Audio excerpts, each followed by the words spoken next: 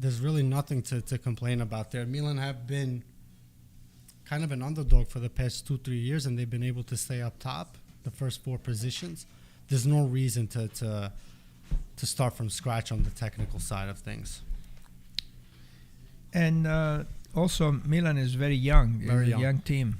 And we were discussing this before also, the Pioli thing, the Pioli factor, the fact that he's able to increase value in the players that they've been able to bring in. Oh yeah, especially the younger players. I mean, look at. I mean, Tonali was already un pezzo già apprezzato, meaning that he was very much appreciated when they took him from Brescia, but now he's worth definitely more. You look at Hernandez, 20 million. Now he's worth at least 3-4 times that. Tomori, Kalulu, that exploded. I mean, Kalulu is a perfect example. He came in for a free, which is not really a free. I don't know if you guys know the story behind Kalulu, but Kalulu came from Lyon. He had never played for the first team, so he was in the youth. So they had to pay a It's basically like a training compensation under FIFA ruling, where they have to pay Lyon. Basically, they reimburse their role in developing him in the first place. So it's not really a transfer fee. It's kind of like a tax. But that's all it was, because now Tomori's worth. Oh, crazy, right? Yeah, that's true. Benacer too. I mean, Benacer, they bought him for how much? I believe it was around 16, and he's worth at least 40, right? Yeah. So they've done a fantastic job on that side. But now the next step for AC Milan is going to be to start winning some titles, silverware. Sure. And let's not forget that Liverpool is in the semifinals this year in Champions League. If Liverpool win the Champions League, they will get to seven cups, which will tie AC Milan. Milan, yeah. So all the Milan fans are definitely going against Liverpool. They got to start winning. You know, they need to start increasing that gap that now has been closed in the past couple of years. For sure. And if you guys didn't know, Mario's vast knowledge of calcio, he is an agent. Yeah, with Peter, so he does. If you know any gems, let us know, and we'll definitely give you Mario's number so you can hook it up with that. But Mario, you're a Milan fan. We talked about that. Yes. How did you become one? Like, where did it start? I guess my father was part of the Milan club. Growing up here in Brooklyn, Bensonhurst specifically, and just fell in love with the colors. I was maybe 2-3 years old. Started playing. Okay. Fixated on Roberto Baggio. My favorite player, I believe, is your favorite player as well, or one of your favorite players. Fixated on Roberto Baggio, and then it just became they've been giving me so much joy. Obviously, the past couple of years, not as much, but that kind of fueled the flames. So don't tell anybody. Sure. Yeah. Wow. I'll show you another one. Gaetano knows a lot of people. I'll just I'll show you. This one is even better for you. Yeah, but and for the people that are asking, Anto's actually on vacation. I believe we tweeted something. We named the plane after Paolo Maldini. That's amazing. So I sent them a message. I said, welcome. He is the best. No, listen. It's Baggio, Maldini, they're the best. It's the one thing that I find when speaking with these, even executives, but like players, former players and whatnot. Yeah. It's the amount of, they're so humble. Oh, yeah, for sure. And it gives you a glimpse into how they became so big on the field, because you need that element in your game and in your mind as well, the mental aspect, in order to succeed at this stage. If you don't have that, sooner or later you're going to fall off. It's not a coincidence. It's a reflection of who they are off the field as well. So, the humility that they do have. The teams are walking in. Yeah. Mike, can we get the lineup? Yeah, I was gonna go to that right now, Gaetano. I want to put it up on the screen so everyone can see. Correa is starting. Let's go with the home team's lineup first. They're playing their classic 3-5-2 formation, and they're three in the Handanovic, of course, a captain as a keeper. De Vrij, Bastoni, Skriniar. in the back with Darmian Perisic, the wing backs, Hakan, Brozovic, and Barella in the midfield with Correa and Lautaro Martinez. So no Dzeko on that one, that's right? The only major change. Well, Darmian is there starting in Correa. Those are the major. Yeah, the rest of it is... They don't want to give un punto fisso to Milan's defense, which has been amazing the past couple of games, especially Tomori and Kalulu. So they took away the 9. And in Italian, we say punto di riferimento, more a mobile type attacking duo. Yeah. And for this one, we're finally seeing Bastoni, De Vrij, and Skriniar back. I feel like they haven't been playing together in a while, all three of them. Yeah. Finally starting, so it's going to be an interesting one. I want to go to Milan's, and then we could talk about it a little bit more. Milan's on the screen, playing their classic 4-3-3 formation. Magic Mike in the net. Theo, Tomori, Kalulu, and Calabria with Benacer, Tonali, and Kessie, who is on his way to Barcelona at the end of the season. Yeah. Leao, Salazmaker, and Olivier Giroud as a striker, who's been pretty good, I'd say, for Milan this season. Yeah. What do you think so far, Mario? I mean, not anything more he could do. I think the only one I would contest is Salamaker starting. I would have started Messias. You like Messias better? It's just what he provides. Salamaker says, I believe, 1 goal all season. Doesn't provide as much. What he does provide is coverage. He knows how to run back, defend, and he spends himself a lot off the ball. On the ball, not as qualified as Messias. So that's the only thing I would contest with this formation. But like I said in the beginning, it's going to be a highly contested match. I think it's going to be low scoring. It's going to be probably a tie. Mm-hmm. Also, seeing that Diaz is on the bench. Diaz has not been very good. I believe he hasn't scored since September, if I'm not mistaken.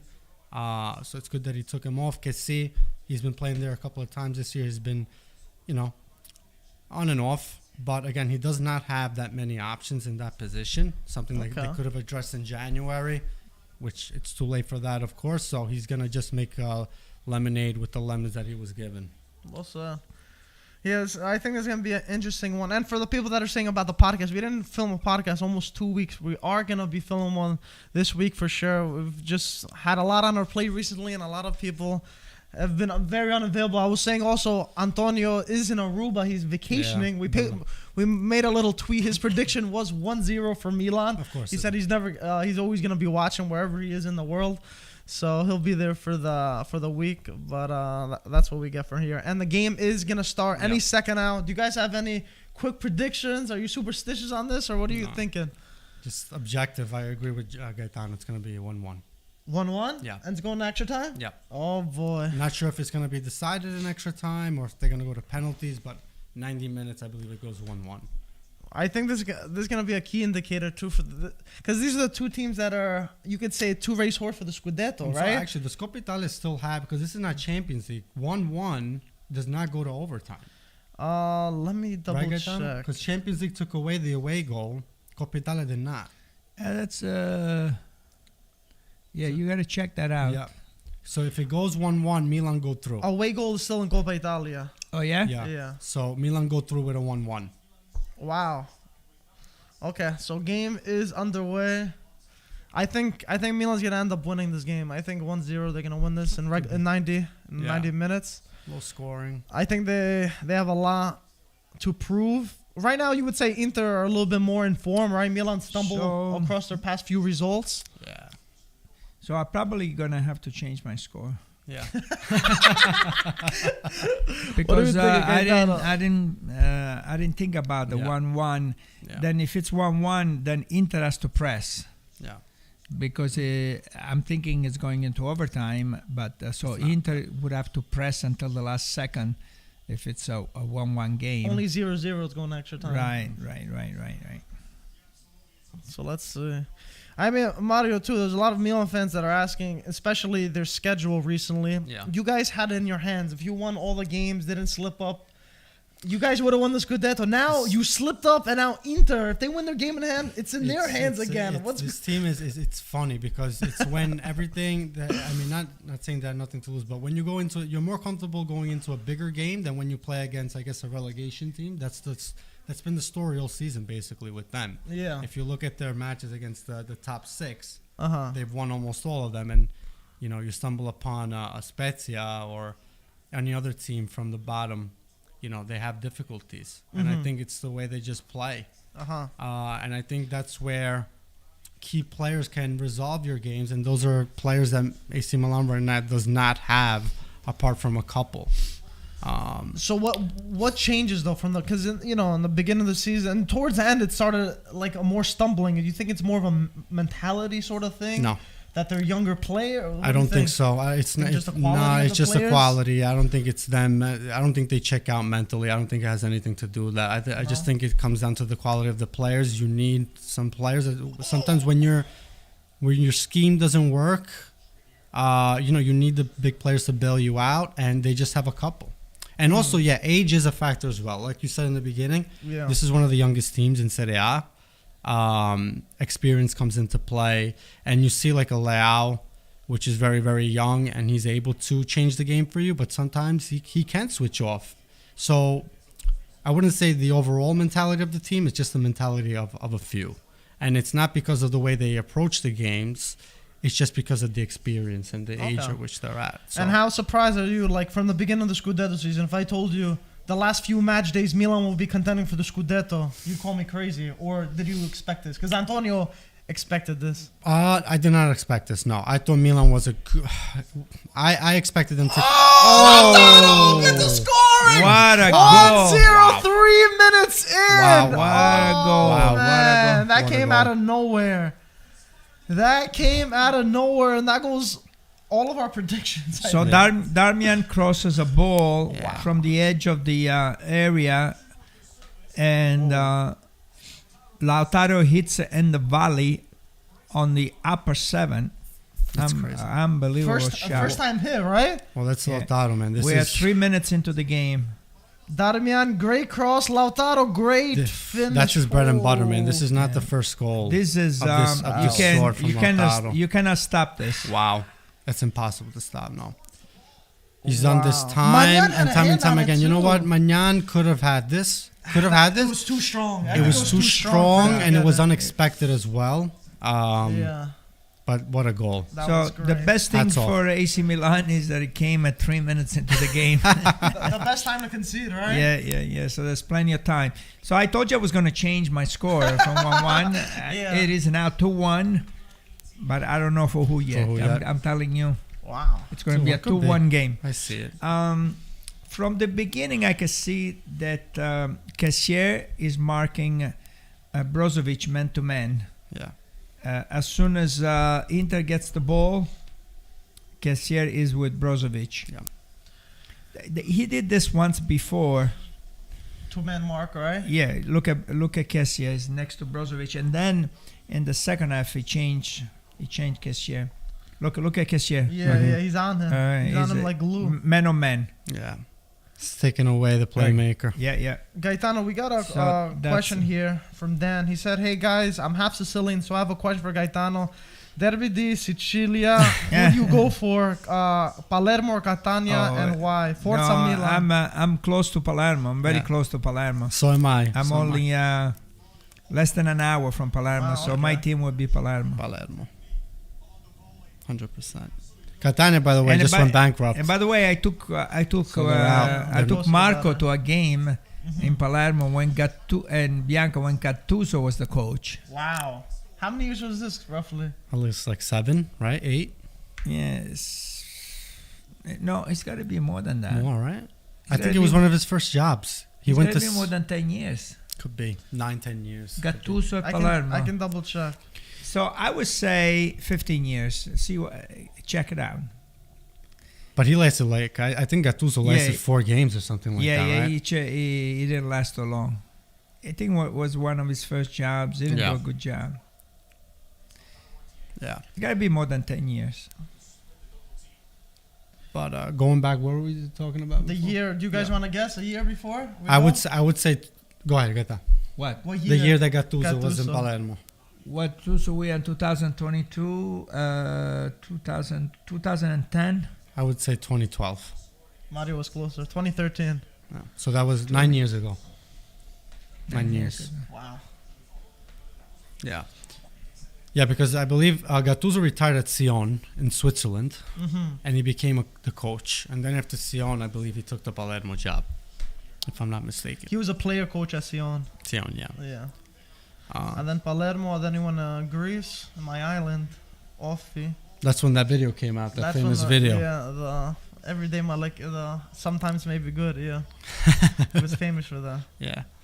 I give it though to Gattuso. He worked hard, and even though he doesn't have a team right now, he'll find the team soon. He really built himself. Like, he went through the trenches. He went to international jobs. He won a Serie B. I thought he would have a team by now. Yeah, me too. I'm a little surprised. Maybe he's not picky. going to. I think he's very selective. Yeah. Because you don't want to, especially now with the high competition within that specific role of the head coach. Yeah. You don't want to jeopardize your name, next step. Right? And your name. Yeah, because a lot of people refuse the general position, for example. No one wanted to put themselves in that position. It's a difficult position to get yourself out. Yeah, because after that, it's hard to recover. Gattuso screwed up big time with Fiorentina. He had a chance. Because he had the job. And Yeah, there's a lot of things came out of that. But wow, Barella. And I'm sure Fiorentina's happy enough to have. Fiorentina is very happy. Very happy, that Italiano represents everything that. The way things are going, Fiorentina is in a good place right now. If they win the next game, they could be in 5th place. Yeah. And guys, for the people that are asking, we are watching on Paramount Plus, of course. Before the game started, we're listening to the boys over there, Marco, Maigrella, Matteo, and of course, Papi. We got the link in the description so you can get yours. If you don't already have it in the U.S., everyone has it. Yeah, everyone. I mean, come on. Yeah. Gaetano has it. Come on. If you don't have it by now, you're doing something wrong, because you get Champions League, everything. You get Coppa Italia, you got Serie A, Europa League, Conference League. I have Paramount on my TV, on my computer, and my phone. Tablet, right? Everywhere. Anto says he watches Paramount when he drives. I was like, Anto, you probably don't have to do that. If you're a football fan, if you're a soccer fan, you have to have Paramount. Yeah. We're also getting some comments saying Ryan's probably mad. Manchester United is losing to Liverpool right now, 1-0. It started at the same time. Wow. And I don't know if you guys heard about the Cristiano Ronaldo thing from yesterday. Yeah. With the news of his newborn. Yeah. Our condolences to Cristiano Ronaldo right now and his family. That's tough. It is. He's been excluded for today's game because of that. Of course, yeah. No, of course. Yeah, they're in a tough spot too, Man U, but they're very close to hiring Ten Hag now from Ajax, so they're gonna be. Apparently, it should be a good one, right? Yeah. I mean, if I was starting a team, he would be my coach right now. I mean, what he's done with Ajax, even if he hasn't had any silverware in Europe, but the amount of players he's been able to produce. So this game is this is how it's gonna be for the next couple of minutes. I don't see. Now the pressure's on Milan to tie the game, and Inter's gonna sit back, try to go on the counter. So when Milan has the game, Brozovic does not look for Kessie. No. Kessie now is almost a center forward at this point. Hey. Peter, we're gonna jump in. I want to put Did this you? in for you. Okay. Peter. Hey, Greg. Get ready. Get ready and sit over here because I got it. Did you see? You haven't seen it? No, nice. It was crazy. Lautaro volley. Forget about it. Goals like that is, that's. I think it's the only thing holding up. If Inter is really going to look to sell Lautaro, these goals are going to make his case. Oh, for sure. Well, Atletico is looking into it. Yeah. What do you think his fee is, Mario? Lautaro's fee right now. He's very up and down, but these goals again justify the his fee. Price tag. I think he'll go for around 70, 75. You think that high? Because a lot of people questioned him in terms of him not being able to score. He had those dry seasons or those dry streaks. It depends on where he goes. If he goes to Spain, if he really does go to Atletico Madrid or a Spanish club where there's more space, I believe he'll be able to excel. More space for him to attack. Yeah, more space for him up front compared to Serie A. you'll be able to like sell again 70. It doesn't mean that they'll sell him for 70. It could be even like 50, 60, but with incentives. Okay. The better bonuses he does, and all yeah, that bonuses stuff. and whatnot. Oh. The better he does, the more money Inter would take from that deal. But I don't know. It all depends on what Inter is looking to do. And I don't know if you guys heard now. With the new group that's going into AC Milan, there's a possibility that if this whole stadium thing doesn't go forward or develop, AC Milan might build their stadium by themselves. They're saying a lot of scenarios, and I don't know if you heard too, but there's a lot of sources that when the takeover does happen, Milan's going to have a heavy budget. They're saying around 300 million in the transfer budget. Well, journalism. Which sounds exciting too, right? Shot from, who was that? Kessie. Journalism, it's funny. At the end of the day, no one knew about this group, exactly. 2 days ago, and the day after they already know how much they're going to spend on the market, Exactly. So I wouldn't take it with a grain of salt. For sure. They're going to invest. How much remains to be seen. But Inter, the question is if they'll be able to invest next year. And if they don't, if they're gonna be, I guess, put into a corner and have to sell one of their most important players, And there's questions about Simone Inzaghi as well. If you don't win the Scudetto, what happens? Are you gonna retain him? Like, there's so many questions about Inter, and that's the thing with them too. A lot of people were saying, first of all, Inter were quote unquote a sinking ship when Conte left, when Lukaku, Hakimi left. Everyone thought it was crazy, but then Inzaghi came. It seemed like he stabilized the ship. Then now it seems like it'd be a failure if they don't win the Scudetto. But just in the beginning of the season, people were saying, "Oh, they're not even gonna be favorites to win the Scudetto." But he brought tranquility. He did. He's doing a good job with what he had. But what's the expectations though for Inzaghi? If he doesn't win, what is that? People forget that Inter is the only team that beat Liverpool at home for the past year and a half. That's true. People forget that. Like, Inter has been good this season. They've had that up and down, but every team has those. And he's done a great job. I think I see a lot of nervousness from Milan right now. A lot of mistaken passes. Even Magnan calls for the ball, and they don't, Tonali is marking Barella man on man. So AC Milan is marking... Man marking? Especially in the midfield. Tonali is following Barella wherever he goes. I think I'm good, thank you. I think Inter will be fine. Brozovic. Yeah. And Benacer. Where do you rate Inzaghi? Where do you rate Inzaghi compared to Conte? How would you compare it to Pete, I was sitting here. I think Inzaghi is a top 5 coach in Italy for sure. I think he's a top 3 coach in Italy for sure. Top 3 coach. Yeah. Okay. But compare to the Scudetto winners last season with Conte, who dethroned Juve on almost a decade of winning. How would you put that? I would rate him even high. Listen, again, Conte was not able to get out of the group stages. Okay. He won the Scudetto. Yeah, he restructured the team. They came out, like you said, sinking ship. They were able to come back, win. But let's not forget, they spent 70 or 80 on Lukaku. Have they spent this amount of money into with Inzaghi? Well, no. On any other player? Well, they didn't get. They got a few guys like Correa, Caicedo. That's not nearly enough. Yeah. So you're saying give him the time? You were saying? I think Inzaghi is a top coach. I believe so. I've always liked him, even when he was at Lazio. He does what he can with. Ciao, Gaetano. Buona giornata. So I like him. I like Simone Inzaghi. He's doing a good job for his first year in a top team. Nothing to say about him for sure. No. Okay. Again, it comes down to next year if they're gonna invest, if they're gonna sell. Let's not forget there's also that rumor that Lukaku might come back based on what his experience right now at Chelsea. Again, a lot of question marks, but I think things will be resolved by the start of next season, which let's not forget is going to be a little bit earlier this year because of the World Cup, which unfortunately Italy will not be a part of. But yeah. So P, you came into your surprise. Inter's up.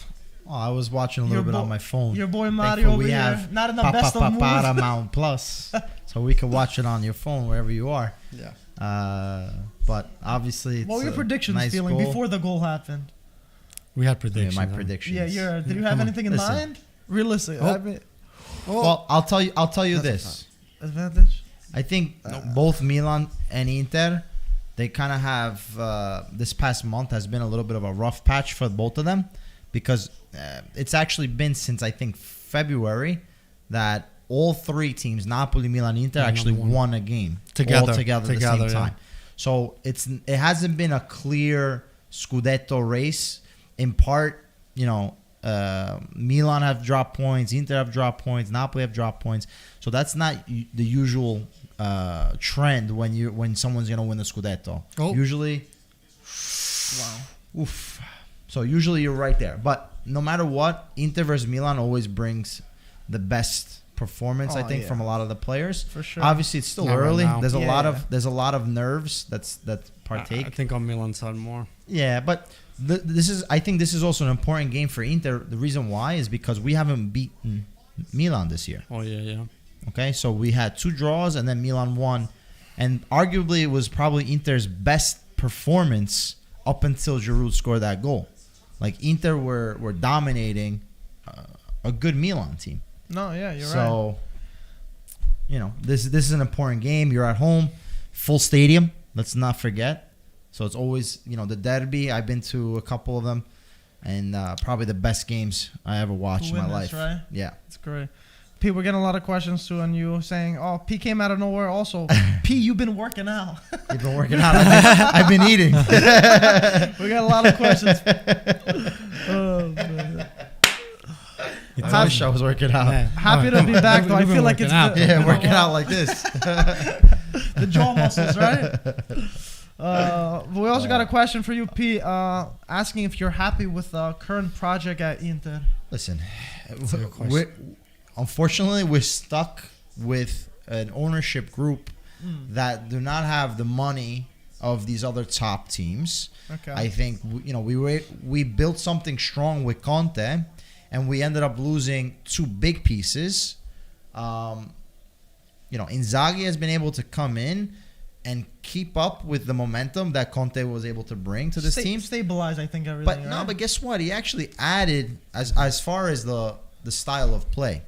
I think under Conte, in the attacking phase, you're saying? Of course, in the way that we play, we possess the ball now. Well, there's definitely more threats under Inzaghi than Conte, because there was the same play. Right. It was Lukaku hold up the ball, Lautaro run, pass it at him. So you definitely get a lot more from your wing backs, from your midfields who go up as much. Soccer, like life, is a lot of give and take. So if you're gonna possess the ball, you're gonna have that risk that you can get beaten on the counter attack, or at the same time, you bring men up. Like we play with a 3-man back, but Baston is up the field 70% of the game. He plays like a attacking mid. Here's the goal, by the way. Yeah. Oh yeah, that was a great goal. Oof. Magnon had it. Yeah. That was a very strong shot, and it was close too. Yeah, no, it's not the difficulty of the thing, but it's not the top 7. Magnon. So I forget also the number. Gonna piggyback off Peter. Yeah. There's another rumor that Inter Milan actually asked for the same amount that AC Milan asked when a potential investor came in to buy the club. The difference is that the investor with AC Milan right away said yes, and they went into negotiations. On the other hand, with Inter, they didn't. They immediately withdrew their candidacy to the acquisition of the club. So, again, a lot of stuff going on there. Inter still has a lot of debt. I think Inter also, as far as salaries, are not as sound as what Milan was able to do. Oof, that's a foul. And Milan lost players for free. Imagine if they were able to sell those players. Yeah, but you know what? You guys kept to the standard of a certain amount of salary. You don't spend more than $2.5 million. That's true. So relatively, it's a lower salary. As an investor, you're looking at the stability and the financial, health of the team. And I think Milan definitely financially are more healthy. Have they won anything in recent years? No. They're up for the Scudetto this year. It's anybody's. And Coppa Italia. And Coppa Italia right now. They're right there. We'll see what happens. So what happens today? Yeah, I don't like to be honest, now it's 20 minutes in. Not liking their approach at all. Very, very stagnant, very antsy.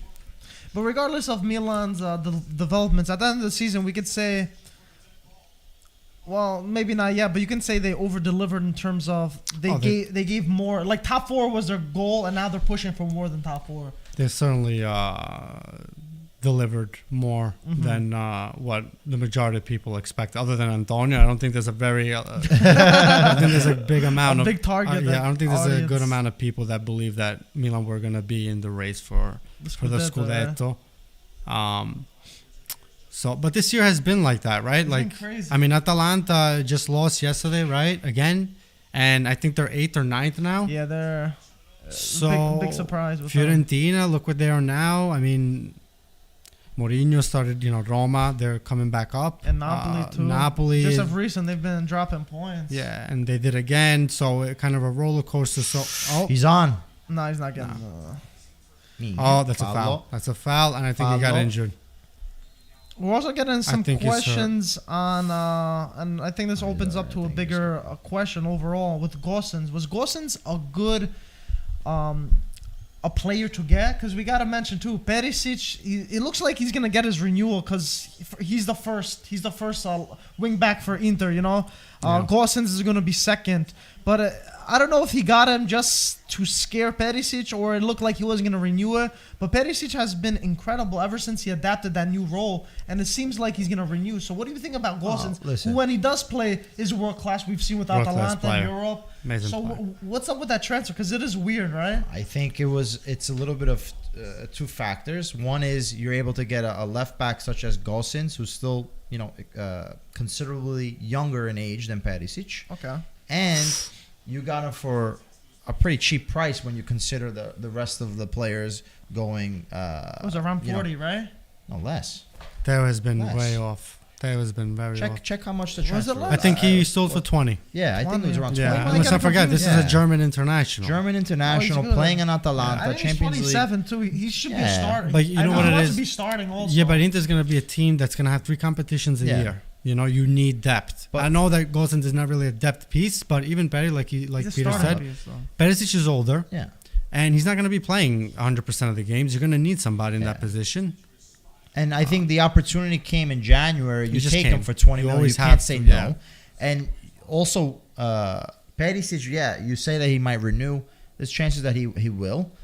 But 35 million. Yeah, but he's also a right-footed Tomori, guy, really. so you could even bring him into the right side of that midfield. Let me say this as well. If Milan loses this game, I mean, whoever wins this game, it's obviously a big boost in confidence. Milan loses this game, it's going to change a lot. It's going to change a lot in the Jeez, look at that. in the way they approach the next couple of games to close out the season. In what way? In a negative way.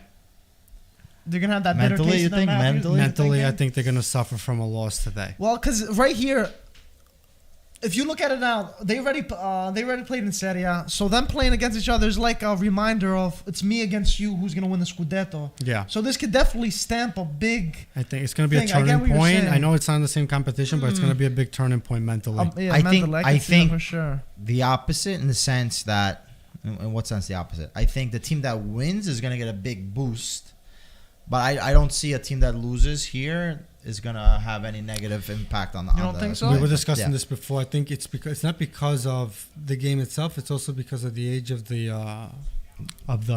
roster on Milan's side, where these things will affect... Yeah. And while an experienced player won't let it bother them or maybe motivate them even more, a younger player might be affected by it. Even if it's not conscious, it's subconscious sometimes. Sure. You don't. But exactly. I think, but we're starting to see Milan come out a little bit more. But you have to burn him. You can't have him take the ball away from you like that. I don't think Salamakers has touched the ball. Nah, but he's not the right guy. But he started him. That's what I said in the beginning of the game. I said you got to start Messias. Yeah, Messias. To be honest, Mario, all of Milan's right wings aren't They're good not enough. And Salazmaker, Castillejo, Messias. That's why you hear for a team that's fighting for the Scudetto. Yeah. Then the thing is, if they would have, in January, they had a month to kind of intervene. And the biggest question in January was not that position. It was more the defense because we had lost Kjaer and Kalulu wasn't what he is now. So I don't think anybody would have intervened. But it is true that I think that's what's holding Milan down right now is the right wing and the attacking midfielder position at the 10. I mean, Brahim, before his injury, he was incredible. No. Brahim is not, this is my opinion again. This is just my point of view. I don't think Brahim has ever been the player that would have resolved Milan's flaws in that position. Before his injury, I think he was involved in almost every goal. Still, but then when he got injured, he looked like a completely different player. You have to project it. Before then, Milan wasn't in Champions League. They did this year. I mean, listen, he played a good game against Liverpool, but that's it. Take him. It's just too much inconsistency, and that's something that you can't afford at these levels. Like you could have a few games. That's the exact reason why Milan I wouldn't say got rid of him, but didn't renew Çalhanoğlu. Çalhanoğlu, the problem was he was very inconsistent. He'd put up 2-3 games where he played well, and then he'd have 9-10 where he didn't do so well, right? And Brahim is basically, I wouldn't say the same, but it's kind of inconsistent. Yeah, he's very inconsistent, and they need someone more decisive, especially in that position. So I think Milan's gonna do something there, and 100% they're gonna do something on the right wing. It's also based on, the history of the club. I mean, you're number 10. You had Kaká. That's true. You had guys that freaking they played soccer and they knew how to play soccer. Oh, Leo in the box. Oh, my God! Side netting. Leo so explosive, man. This is the guy that has to be able to take the games in his hands because of his ability. That was what a chance. It's like that should be a That's bad. That no. You're supposed to put that in. I would expect it in the frame, not even in the frame. I think Handanovic saved it. No, Handanovic didn't react to that. He did save it. Well, he didn't save it. Sorry. He hit right to his foot. Let's say straight. He covers. Handanovic didn't even know what he was doing. Positioning is important as a goalkeeper. Position. You make yourself as big as you can. Fair enough, that's a corner. Wow. Okay, so Leo hit it on target. So when you have players like Kaká as your number 10, and then Milan fans have to it's true. Endure accept Brahim Diaz. Yeah. Okay, he's a good player, but he's not Milan quality. Top caliber. So they're talking about a variety of players. Look, there's been rumors about Berardi, of course.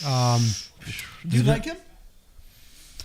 I like Berardi, but the biggest thing with Berardi is that he's now 28? He's 28 years old, and on the international level, meaning European stages, he's never been there. And with the latest national team performance, a lot of people didn't like him. Oh, that's a foul. So Berardi is kind of a hit or miss, just like every player is. These guys. Because he's telling the ball was already gone. He's saying he didn't touch him. It sounds like he's trying to save his life. It doesn't matter. You slide in. Let me see. Let's see. Oh, he didn't touch him at all. He didn't touch him, but I think it is what it is. He gave him a yellow? No, he didn't. He didn't. He didn't even touch him at all. That was a good. He sold that pretty well. Yeah, he did. He didn't. Right? He just let himself go. He saw the ball was gone. He saw the ball gone. Yeah. He's like, let me try to take something from this. But Berardi, now they're talking about Asensio as well. Someone said Theo, best actor in Italy. He looks the part. He looks like an actor, the kid. So, let's see how this plays out. But Berardi, I mean, listen, it's a good option. It depends on the price. They want a lot. Yeah. They want a lot for him. So let's see if maybe they get him at the price they want, which, again, if it comes down to them being acquired, I don't think it's going to be a factor. They might go even this morning. Something came out about, and I know it's not. He's more flexible, I guess. He's more versatile. Sterling. Yeah, we posted about that. Yeah, well, I don't know. Ooh. Oh! Shot! What a shot! Was that Calabria or Salamakers? I think it's Salamakers. Wow. Salamakers. Yeah, Salamakers. What a shot. It was sort of right to Handanovic, right? Did Handanovic make that save, Mike? No, Handanovic made it. I'm giving credit where it's due, but that was what a shot. Handanovic, good save to keep it out. I thought it was a good technique to keep it low. Good contact with the ball. Hit over the ball. Salamakers, I feel like this guy decided to wake up today after all the mistakes he's made. Or like with me, for real. With my shot. Wow. Okay, so this game is waking up for sure. Yeah, it's waking up for sure. It's gonna happen. Yeah. It's gonna happen. But I don't know with Sterling. I can't see Sterling instead. I don't know why. I just see him as a prem player. But he's just explosive. I mean, listen, I don't think that'd be so fun. Sterling, I was saying. Oh yeah, absolutely. Listen, he's an explosive player. Yeah. I don't think he'd have any problem in Serie A, to be honest with you. Imagine just having him, Leao, just up front, causing havoc. 100%. Leao in the box. Pass it, Tonali! Oh, hits. He should have let it go. Nobody should have let it go. Boy. But no one called the ball. Let it go. No, Milan definitely waking up. I don't know how they lost the ball because they didn't. The film didn't pan. Look out. at this. Great pass, Leave the Leao, ball, man. And it hits Giroud. Wow. And we must say how the development of Tonali. It seemed like Conte and Inter had him in his hands and kind of let go of him.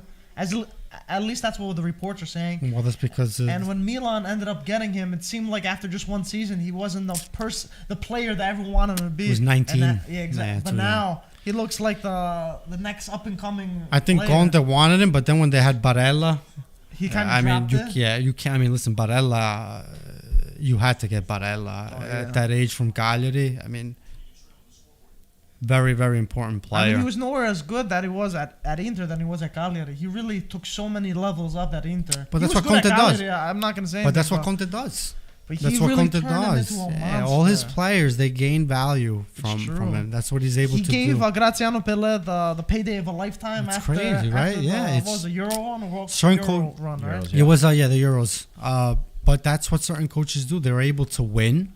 Mm-hmm. It's such a rare combination of a coach being able to win at the same time and develop players and build their value. Yeah. You know, and I think we were talking about this before. Something, and again, this is my own personal opinion. That's something that Allegri is not able to do at Juventus, and that's why they are where they are now. Where, you're going to have to revamp the complete. I mean, not the entire team, but a lot of pieces. A huge portion of it, right? You know, but that's the thing with Juventus too. We've been talking a lot about if Allegri's tactics, because it was unacceptable in Europe what happened. Even this season, they should be higher than what they are, right? If Atalanta were having a better season, they would have been fighting for top 4. So you could say Juve got off the hook in terms of the other teams aren't performing and that they're supposed to, that they're gonna secure that top 4 finish that it looks like. I'll tell you one thing: there was no one happier than Allegri when Villarreal beat Bayern Munich. They proved, no, it's true. You know, we're not the only ones. Exactly. It didn't look that bad for them, for sure. But you have to acknowledge the fact that Juventus, their players have lost value, almost all of them. Dybala's walking on a free. They spent whatever they spent on Vlahovic, but it's clear that they need more. They need more, and they need to, Chiellini's probably we'll see what happens with Chiellini. He'll probably, continue his career elsewhere or retire, whatever the case may be. You have De Ligt, but also hearing of Maldipanci, players not happy where they are. That's true. Which is a big part of it. You gotta be happy where you are. You have to be happy. So, to be fair, I think when Vlahovic came, it kind of changed a little bit of the music where De Ligt was talking about leaving, and then all of a sudden, send him. He's on. You gotta take him. Correa, and Theo comes back beautifully. Correa's been a disappointment. He's been a waste this year. Oh, did he give it? A yellow card to Theo? I thought it was clean. I thought he got the ball.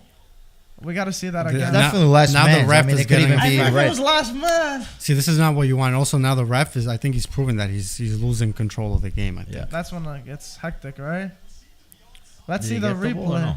We got to see if it was onside too, because that would suck if he was offside and he gets that yellow, right? But if that's the case, I'm surprised they didn't give him a red. Wasn't he last man? That's what we're thinking. Last man. Oh, he was on. Yeah, he was on. But look, what are you waiting for the ball to bounce 3 times? You gotta get on. Oh, that's not a foul, man. That's not a foul. Let's see here. Let's see. Oh no! He got it from behind. Okay, he got his ankle. But that's a red if that is the case. Maybe he's calling the other other guy. It would be a red. He's last minute. Are they gonna check VAR? He got the ball from underneath. Yeah, he got his whole leg. His whole leg. Wait, could they check VAR to overturn to red card, or they can only check VAR to change? But they're not. I don't think they are this one. They're not gonna. It doesn't. At first, people were saying it wasn't a foul. At first, we thought it wasn't a foul, but looking at it again, it looked like he clipped the back of his ankle. There's the VAR. Yeah. But I don't know. That's the case, I think, with Juve. But what happened to Zlatan now? He's injured again. Again? Yeah. Mamma mia. No, that's it. Zlatan is again. We were talking about this with Gaetano before. I think if he goes out into the sunset with a Scudetto, sail off.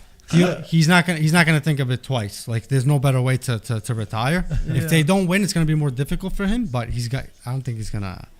Listen again. 30% of the games he's played this year. You don't think he can squeeze out another season? No, right? no. He can, but he'll do what he's been doing this past season. Milan, 10 games, close to getting Origi.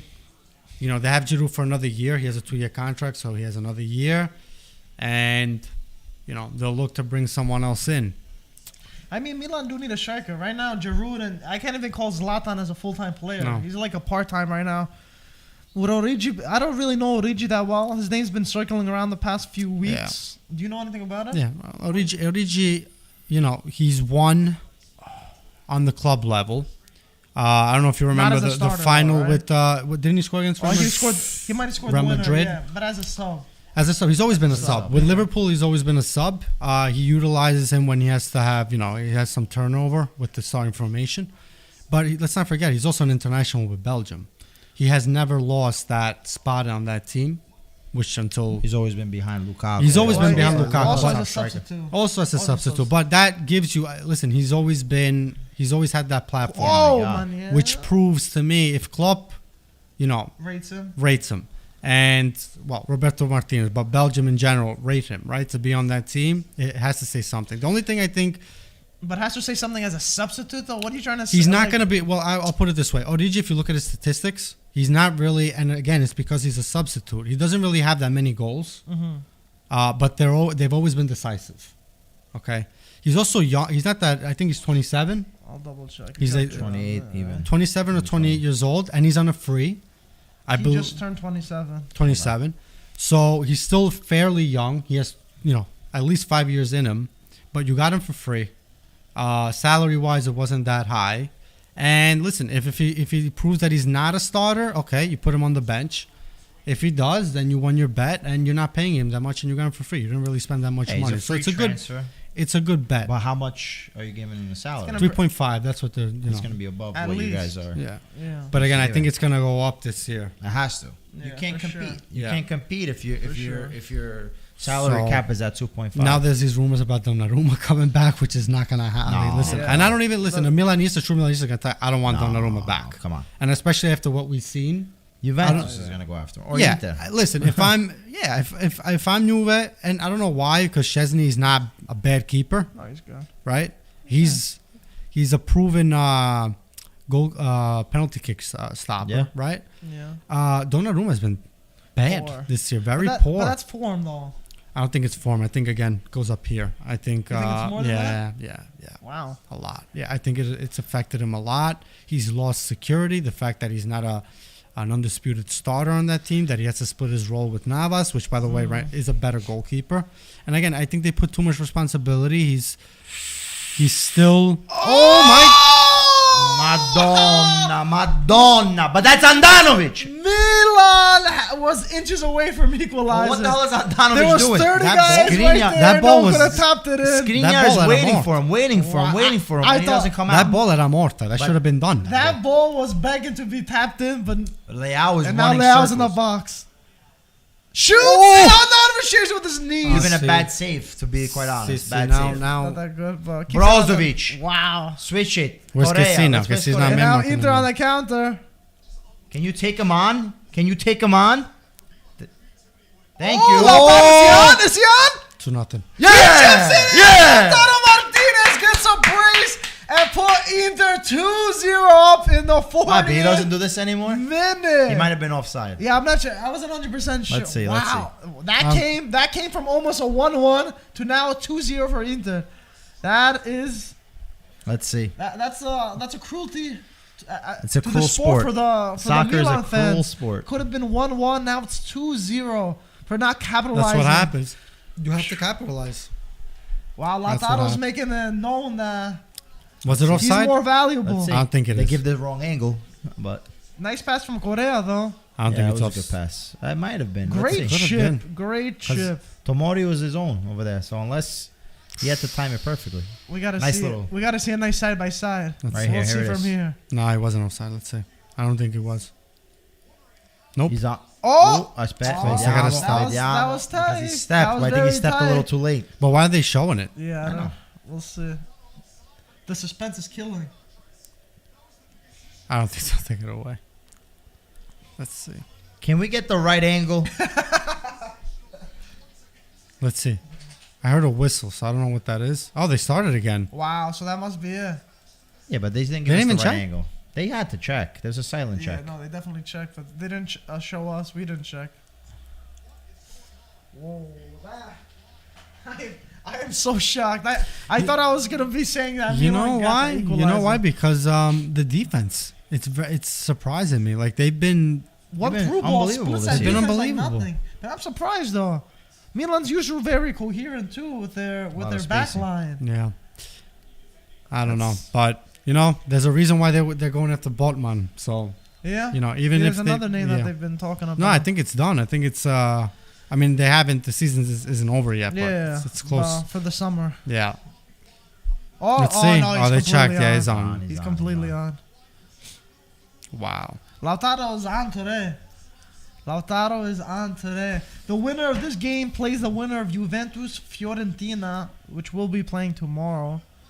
And Fiorentina have a chance. Look at Skriniar being able to. No, this is the other one. Yeah. Because I want to see the other opportunity they had. This one right here. Oh, Kessie. Wow, perfect. Perisic does it all, man.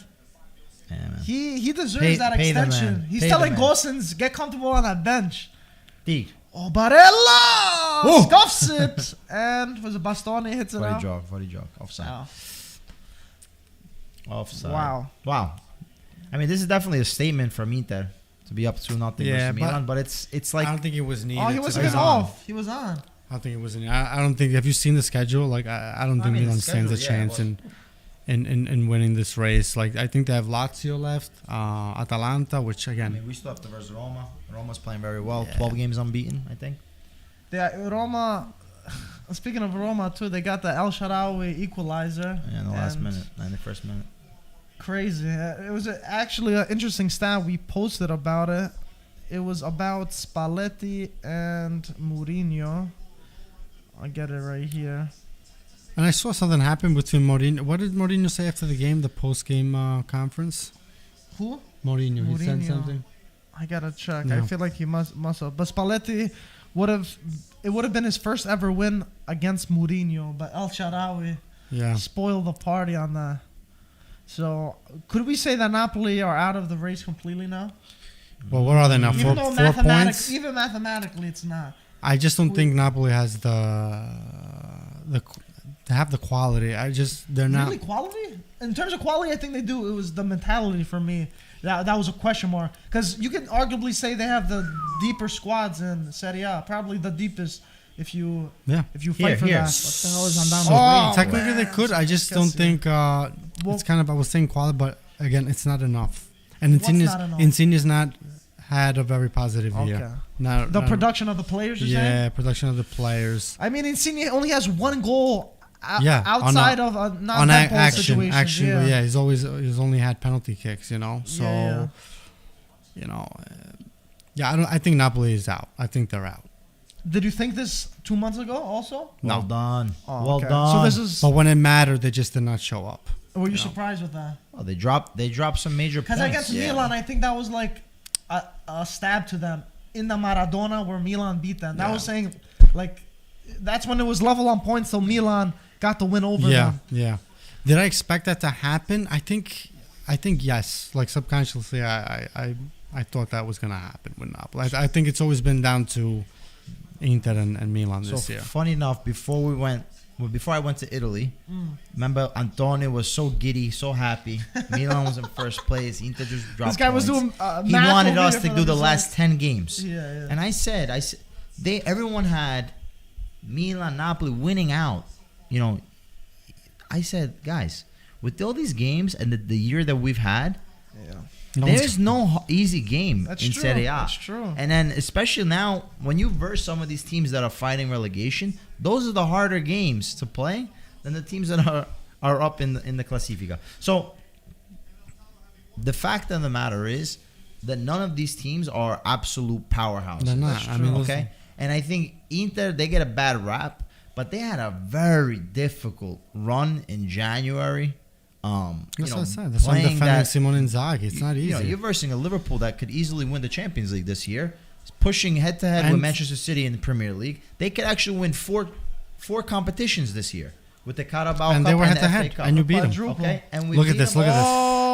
Oh, Perisic. Yeah, they're getting annihilated. Yeah. They're getting annihilated on the, I think now on the wings. mentally, they need that. They need the second half to come. And He's they gonna gotta make change some something. subs. He has to. He's gonna make Messi some has He has gotta no come. choice. Has no choice.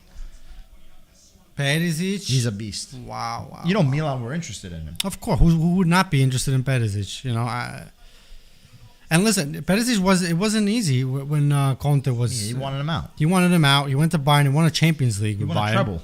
Won a treble with Bayern. Came back, still wasn't the same. So another thing about Simone Inzaghi was able to bring him back. You know. Yeah, I mean, to be fair, Conte was the one that last year brought him back into the left, but it was kind of on and off. It wasn't like what it is. It wasn't now. his role. No. It wasn't now. For sure. Now you have someone that is a train. This guy's a train. Never stops. Up and down. So yeah, I kind of expected Napoli to fall. I think it's always been up to. Oh! Wow! Just like that, I thought Inter were up 3. And the first half. And the halftime whistle, 2-0. I'm a little shocked by this. I thought it was going to be a much tighter. I thought it was going to be a low-scoring game. Overall, I thought they were going to be very for close. sure. But Milan definitely, I mean, they got to wake up, man. Well, I think it changes when you score in the 4th minute. All of a sudden, everything changes. Your tactics and everything that you threw up. It goes out the window. But here's the thing. Okay, if you could tell me, who was the worst player on the field who was the worst player on the field for AC Milan? For Milan, I wouldn't give a particular player. I would have to give.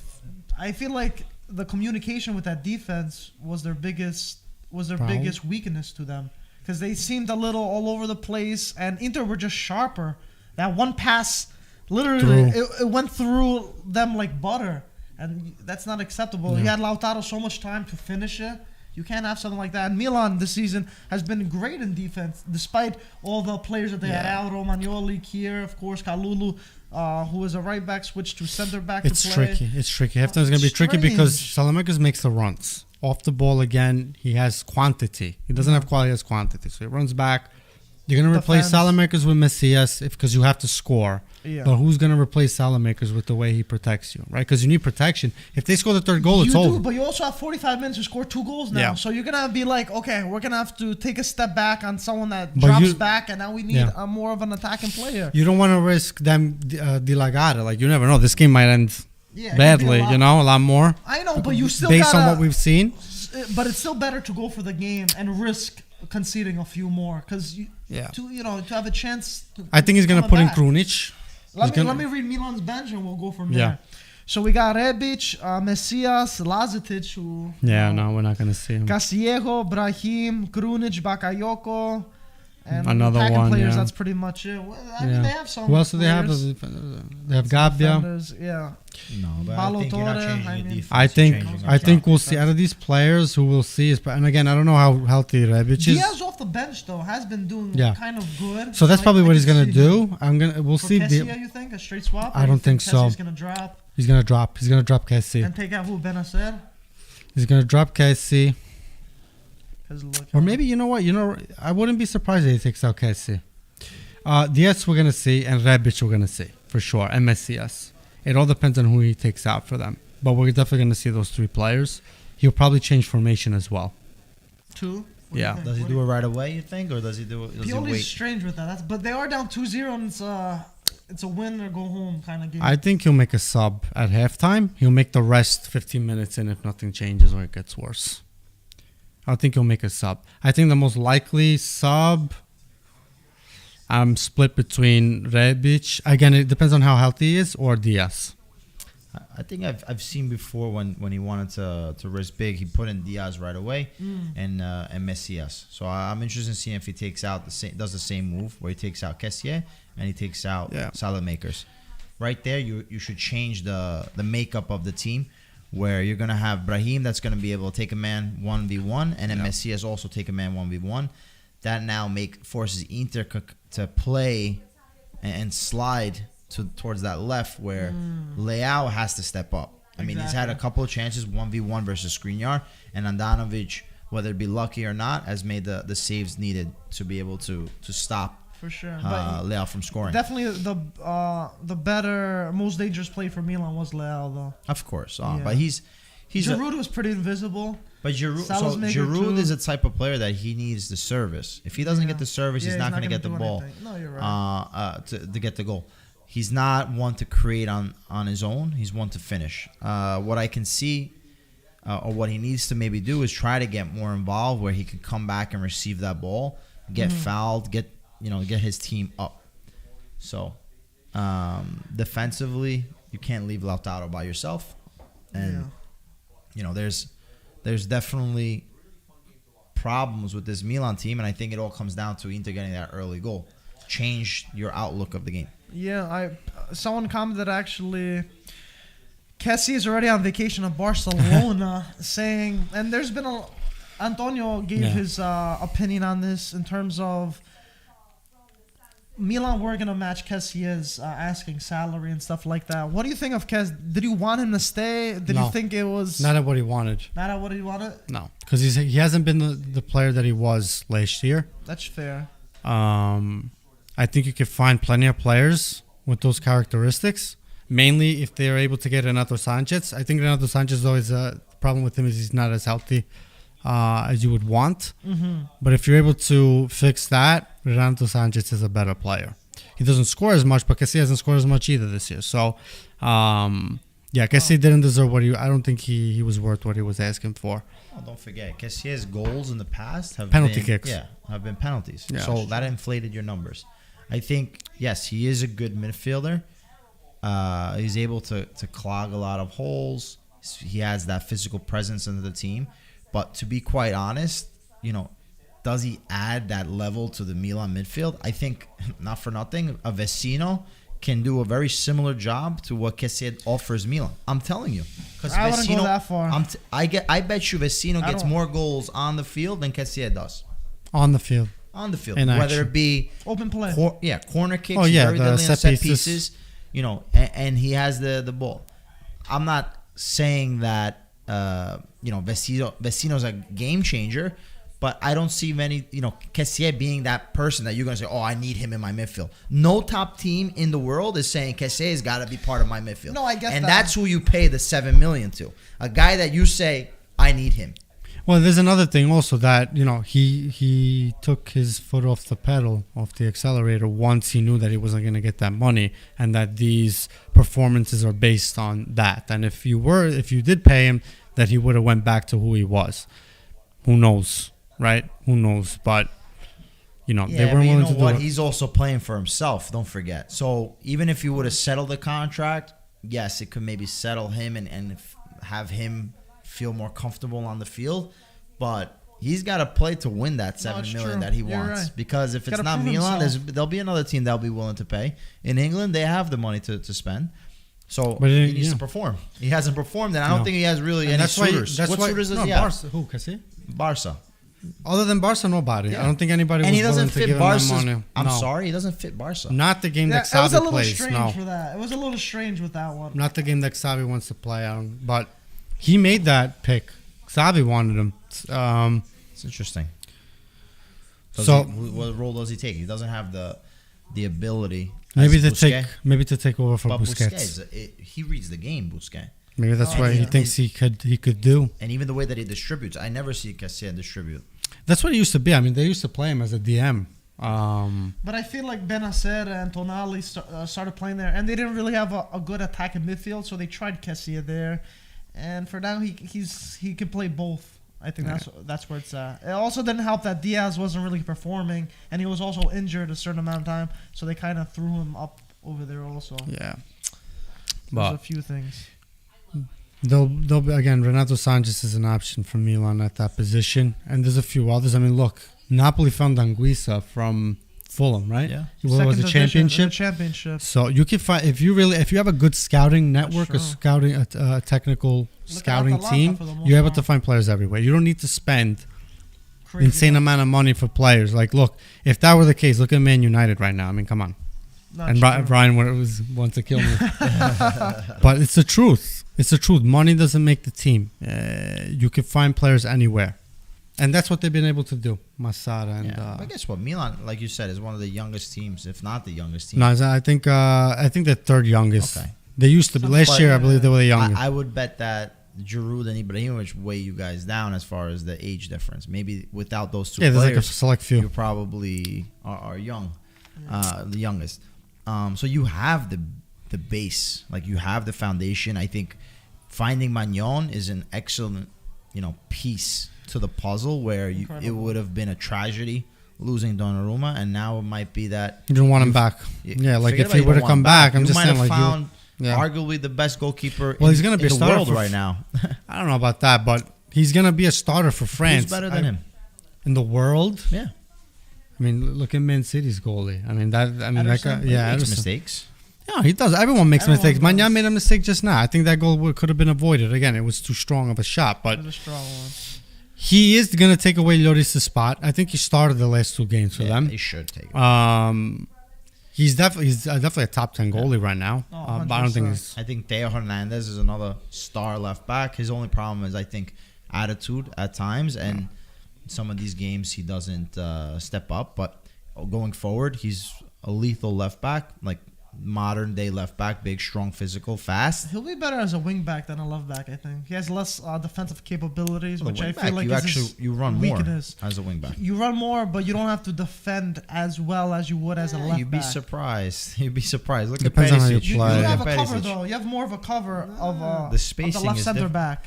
It's all about the spacing more than anything else. You're just higher up on the pitch. You still have to drop back. Yeah, I'm not saying you don't have to drop back. You have to be able to slide. I'm saying his weakness is the defense, where I do see him. You mean as a wing? You would prefer a wing back? Yeah, a left wing back.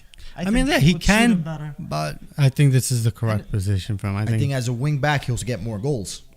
He'll be closer to the goal, but he's going to be putting the same defensive effort. It's even worse because if you miss that, your positioning, you don't have the opportunity to slide as a center back. Because playing that three is don't think of it as having the extra space to be able to not come back. I get that. Yeah. It'll be interesting for sure. Your positioning is off. He's we'll see what changes he makes. Oh, we did post a quote on Allegri. He brought up this thing. A lot of people say that he tries to cover his ass sometimes. He said, if you win the Coppa Italia, it doesn't matter. But if you lose, it's a failure. It's an interesting one. Right? I agree. I don't agree with him a lot, but I agree with this point made by him. Yeah, it's true. It's true. If he were to win and they would say, look, you won Coppa Italia, happy, whatever. Whatever rocks your boat. But if he doesn't, it's a failure. I mean, listen, I agree with him on that point. It's so funny. But you know what it comes down to? They should put, the league itself should put more money into the Coppa Italia. Because they're talking about a potential playoffs, and if it happens, doesn't happen. In Serie A? Yeah. In Serie A. They're talking about playoffs. Coppa Italia, Coppa Italia is literally a playoff format. Like what people go crazy about in the NBA, we have it in a league, in a cup game, right? Yeah. You don't get the chance to have do it anywhere. A Juventus, Inter, Milan playing in this cup. So there needs to be more money for the champion of the Coppa Italia for it to have a certain level of relevance now. And it's crazy because if you look around, like in France and England, even here in the U.S., there's the U.S. Open Cup. Like, you play against teams that could be in the 4th, 5th, 6th division. Yeah, no. In Italy, they eliminated that last year. Yeah. Exactly. They took that away. But it gave a lot of chances to the small teams to shine, but I guess they wanted to... But Mike, it used to be the case that your Coppa Italia, you would put your bench players. Yeah. Look at these two teams. Well, then again, it is a semifinal. I understand, but both teams have their starters playing. And it's a Inter chance had their starters playing the last round, and Milan as well. So it's no longer, just let the kids play. Exactly. They want to win this. This is part of... this is part of winning and adding to your trophy cabinet. For sure. And P, we know with you guys have the game in hand with Bologna, right? Yeah. A lot of people have been saying, trying to fight for it. It seems like you will be playing it. And now seeing that Milan drew with Bologna, how much more of a shock is that? Milan drew, Juventus drew. Juventus, yeah.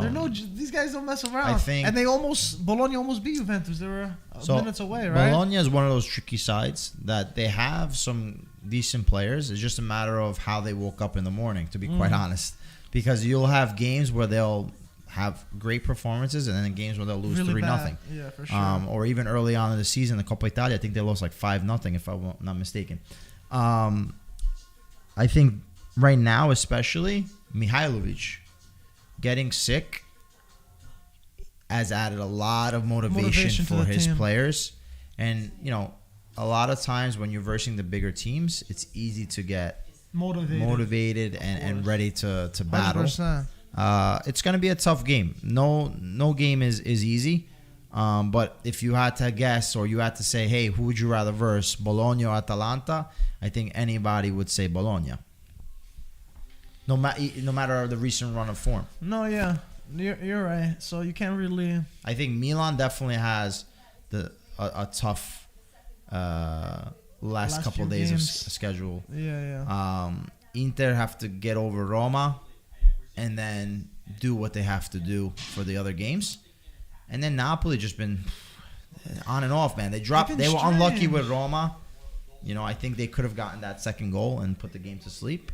Versus Fiorentina, they lost. They beat Atalanta, then you lose versus Fiorentina, then you tie Roma. So they had a rough couple of games as well. And like I said, Messias looks like he's coming into the game. You're right, you have a has point. To be for Salamakers. Let's see if he makes a second sub. Game will be starting soon. P, I don't want to bring up this matter, but Mark brought it up. He said, question for Peter, as Antonio's not here, I'm assuming to butt in. He said, what are your thoughts about Italy not qualifying for the World Cup overall? I was in Italy. It was a sad day. Oh, yeah, you were in Italy, right? Yeah, we didn't hear your thoughts on this. It's... Going back to soccer being a cruel sport, I mean, Italy dominated possession, dominated shots. I think they had over, 20 shots, 30 shots? I don't even remember now. So like a performance where you should easily win, and you win 9 times out of 10. And then to get that goal in the last minute just killed every last hope that Italy had. We shouldn't have been put in that position. We shouldn't have had the opportunity. We should have put away our opportunities versus North Macedonia. Berardi had an open net. Immobile not going in. So there's a lot of problems here. And the 2 subs that I said, Messias and Brahim Diaz coming Peter in. called him on the spot. It seems like he heard you. Well, I remember this was the same subs that he made when Inter were winning the other time. So, putting in more of attacking mind players. So it looks like Messias is coming up. I'm good. The second half is starting, guys. Also got to remind you guys, for the people that are not here, make sure to like the stream. Paramount Plus are our partners for the season. Make sure to click the link in the bio. Get 7-day free trial. Check that out. Mario, we told Peter about a question from Mark. I got to ask you too, since you weren't here at that time. What did you think of Italy with not qualifying for the World Cup? Just your first impressions on that. It's a huge failure. Huge. What do you think the problem was, though? The main problem? I'll tell you. The attack.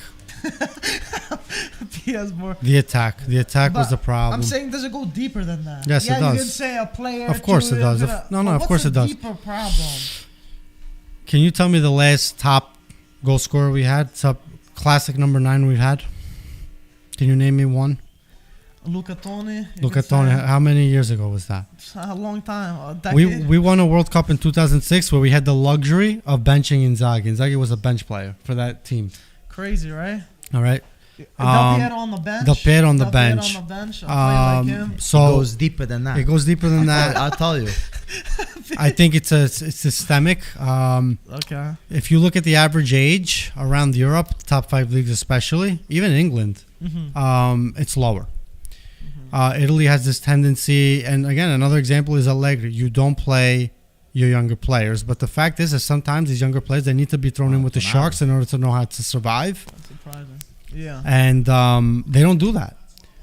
So it's that, and it goes again deeper. It goes into the 2nd division, into the 3rd division. There needs to be some unison between those leagues in order to then create the pathway, a more creative pathway to develop these players. And then by the time, they're 20, 21 years old or even younger, they're able to play with their first team. Look at Gavi. I think they made the example. Gavi, he's 17 years old, started on Barcelona, started on Spain. I think he's a new number 10 of Spain. He's incredible. If he would have been in Italy, I don't know who said this, I think he would still be playing in the 3rd division. Cremonese start getting minutes. So let me tell you, we have right now in Italy, a lot of new investors, foreign investors coming in. And these guys are ready, if given that green light, ready to invest in infrastructure, in stadiums, in developing what is needed for the Italian game, right? And what happens? Every single time an owner is looking to build, they shut them down. They shut them down. We have, in America, I'm talking as an American in America with the American sports model. Over here, Buffalo right now in New York, they're threatening, and I'm not saying it's a good way of doing things, but they're threatening leaving Buffalo if they don't get their stadium in order to get a new stadium. Wow. Okay, and not only that, and they're getting tax money to be able to build. Well, that's public funding. Again, that's public funding because there's a betterment and there's an investment for the community. Now, forget about that. I'm just saying, let Rocco Commisso put his money into a stadium. Let him do what he wants to do, which is going to better the league. Yeah. Because now you're going to have facilities that are going to attract the top players. He, by investing in a stadium, is going to own the stadium, and he's going to be able to make sponsorship money, where in turn he's going to be able to spend for his own team. And not only to build the stadium, you're going to need workers, right? When you have the stadium running, you're going to need people to work in the stadium, concession stands, you name it. You're giving jobs to the local people. And depending on the project outside of the stadium, you're going to be able to even develop new businesses. Yeah, and you're developing new business. So it's a win-win. You're creating a whole economic push here that does wonders not only for soccer itself, but the whole nation. And this is what has been, a systemic problem in Italy, is the government not allowing, and the bureaucracy of the Italian government not allowing these owners, especially now that we have foreign owners, the opportunity to build and the opportunity to create stadiums. All our stadiums, they weren't even built in the 1990s. These are stadiums that were refurbished over and over again, and a lot of these things are from the 1930s. I mean, we have the Yankee Stadium here in New York, which they knocked down. Historical. They knocked it down, and they practically remade the Yankee Stadium in modern light, or the concession stands and everything else. So you could potentially even do that, like recreate the San Siro, but fix it and have it modernized. I think you go to the game. There's one bar. Yeah, we've been there plenty of times. And chips. Yeah, no, it's for 80,000 people. So I guess I explained what's the problem on the field, and Peter kind of explained what the problem is off the field. Yeah. And I think they're both intertwined. They both go hand in hand. The bureaucracy in Italy is definitely not helping these clubs develop their model. It is very and just. But we have teams. Forget about the top teams. We have teams in Serie B, which they should be promoting youth players. They don't have any interest in their youth sector because it's too much of an expense. Too much. And that stems from not being able to make enough money from your first team or from other revenue streams. And there are countries like Italy that are experiencing the same problems. For sure. But the countries that are exploding right now, as we see, it's England and it's Germany. That's the model that they should follow. And the results have been. I mean, listen, Italy won the Euros. Let's not forget they won the Euros last summer. But a lot of people now, you're realizing that it was and it is the exception to the rule. Right, that was a miracle. Some people said. But was that a thing that kicks everything and the problems under the rug? Because that's what it seems like. It looks like it's gonna go that way. And like I think people, you know what it is. I think a lot of people forgot that we didn't qualify to the World Cup. It's gonna start coming up again when we approach December and this World Cup starts. Exactly. And everyone's gonna be on the couch watching without a team to root for. If they're Italian, if they're us, we have the U.S. that qualified as well, or Canada, but.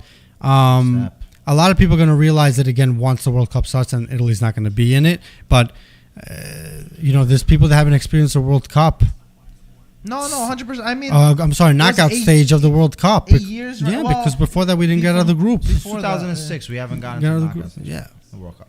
But this reminds me of Italy winning the Euro. It's like a player like Ronaldo scoring a goal and winning in the 90th minute for Juventus. When there's like deeper problems or it's like and it hides it. I think it's going to be uncovered more. But the thing is, Italy over the next few years. So they're good players, and Italy is a good team. I mean, even the last 3 or 4 years, we only lost a handful of times. right? So it's not even a question about that, but we don't have those star players that we used to have. And I'm not just saying, and I'm not just saying in 4 or 5 years. I'm sorry, in like 10 years ago. I'm talking from like the 1960s. Italy always had a star player, and we do not have that star player. A lot of Who's people our star go player? even if you go attacking player. Who is the star player in general? I guess you can say Jorginho or Barella is a star player. I think you can argue that.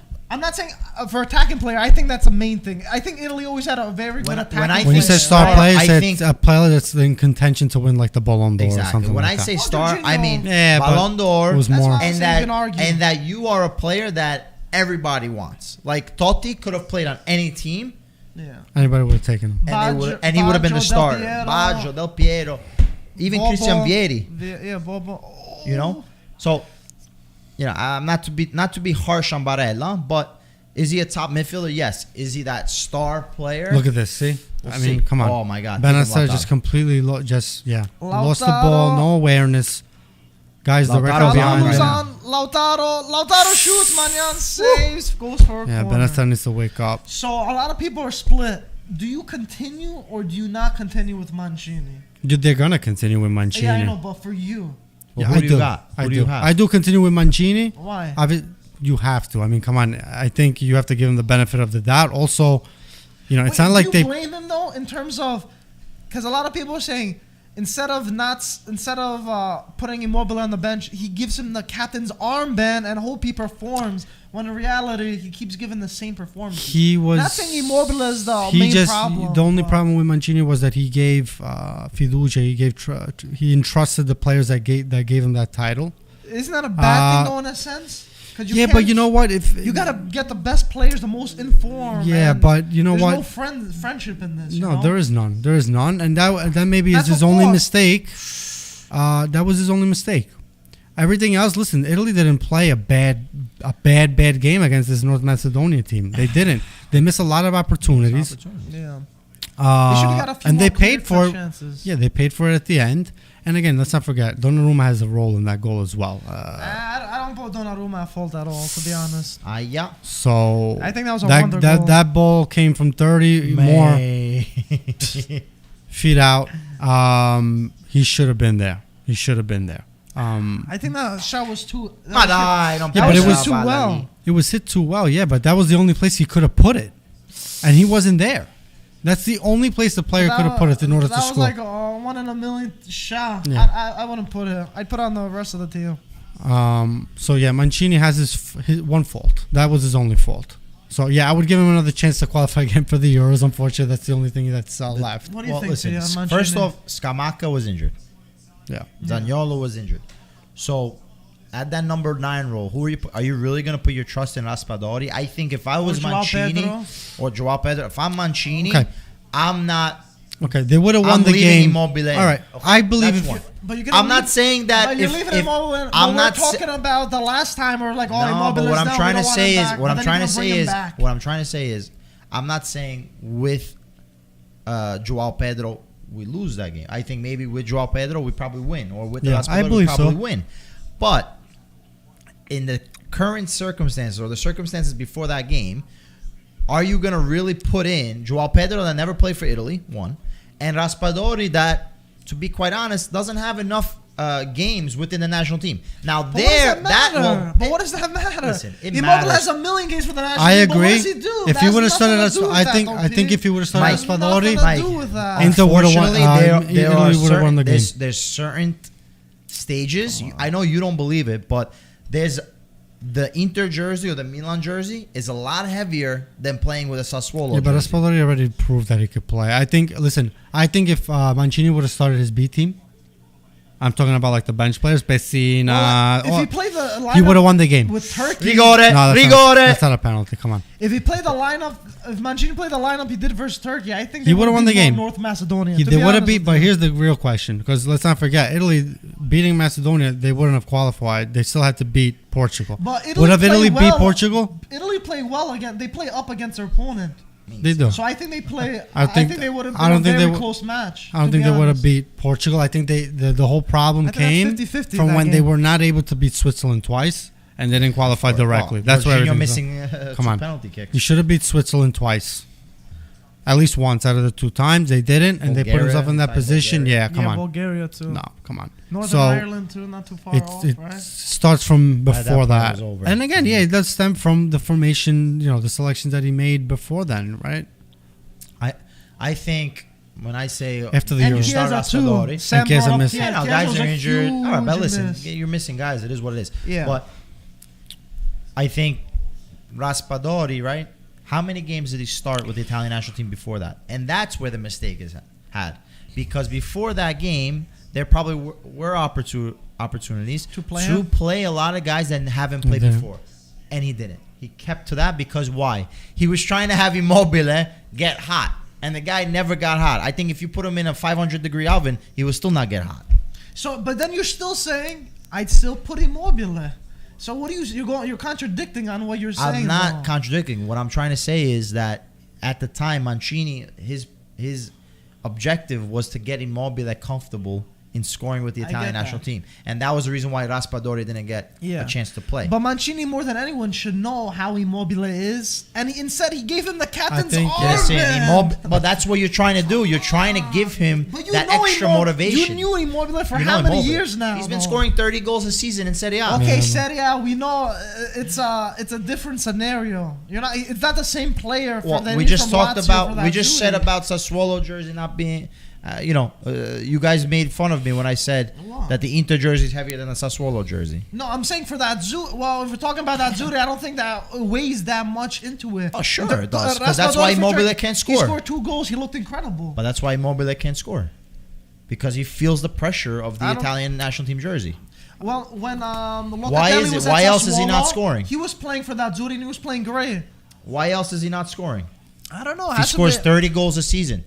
It's because he feels the pressure when he wears the Italy jersey. But I don't think it has to do with Sassuolo. I think it's just him as a person, just mentally, he just can't get over that hump for some strange reason. But why? I don't know. Why mentally? I don't know. I'm saying because he feels the pressure when he plays with Italy. He feels the pressure. That's the mental. His mental block is that. It's not because he doesn't like the dark color blue on his shirt and he wants the celeste blue.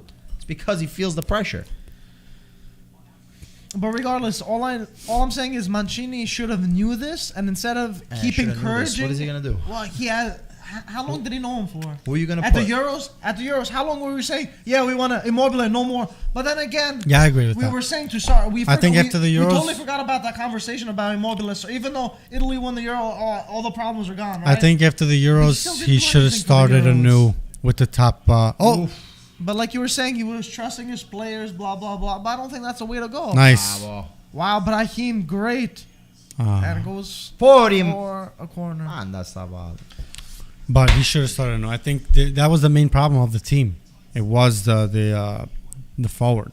So he definitely should have done some more research there with the upcoming games he had for the World Cup qualifications.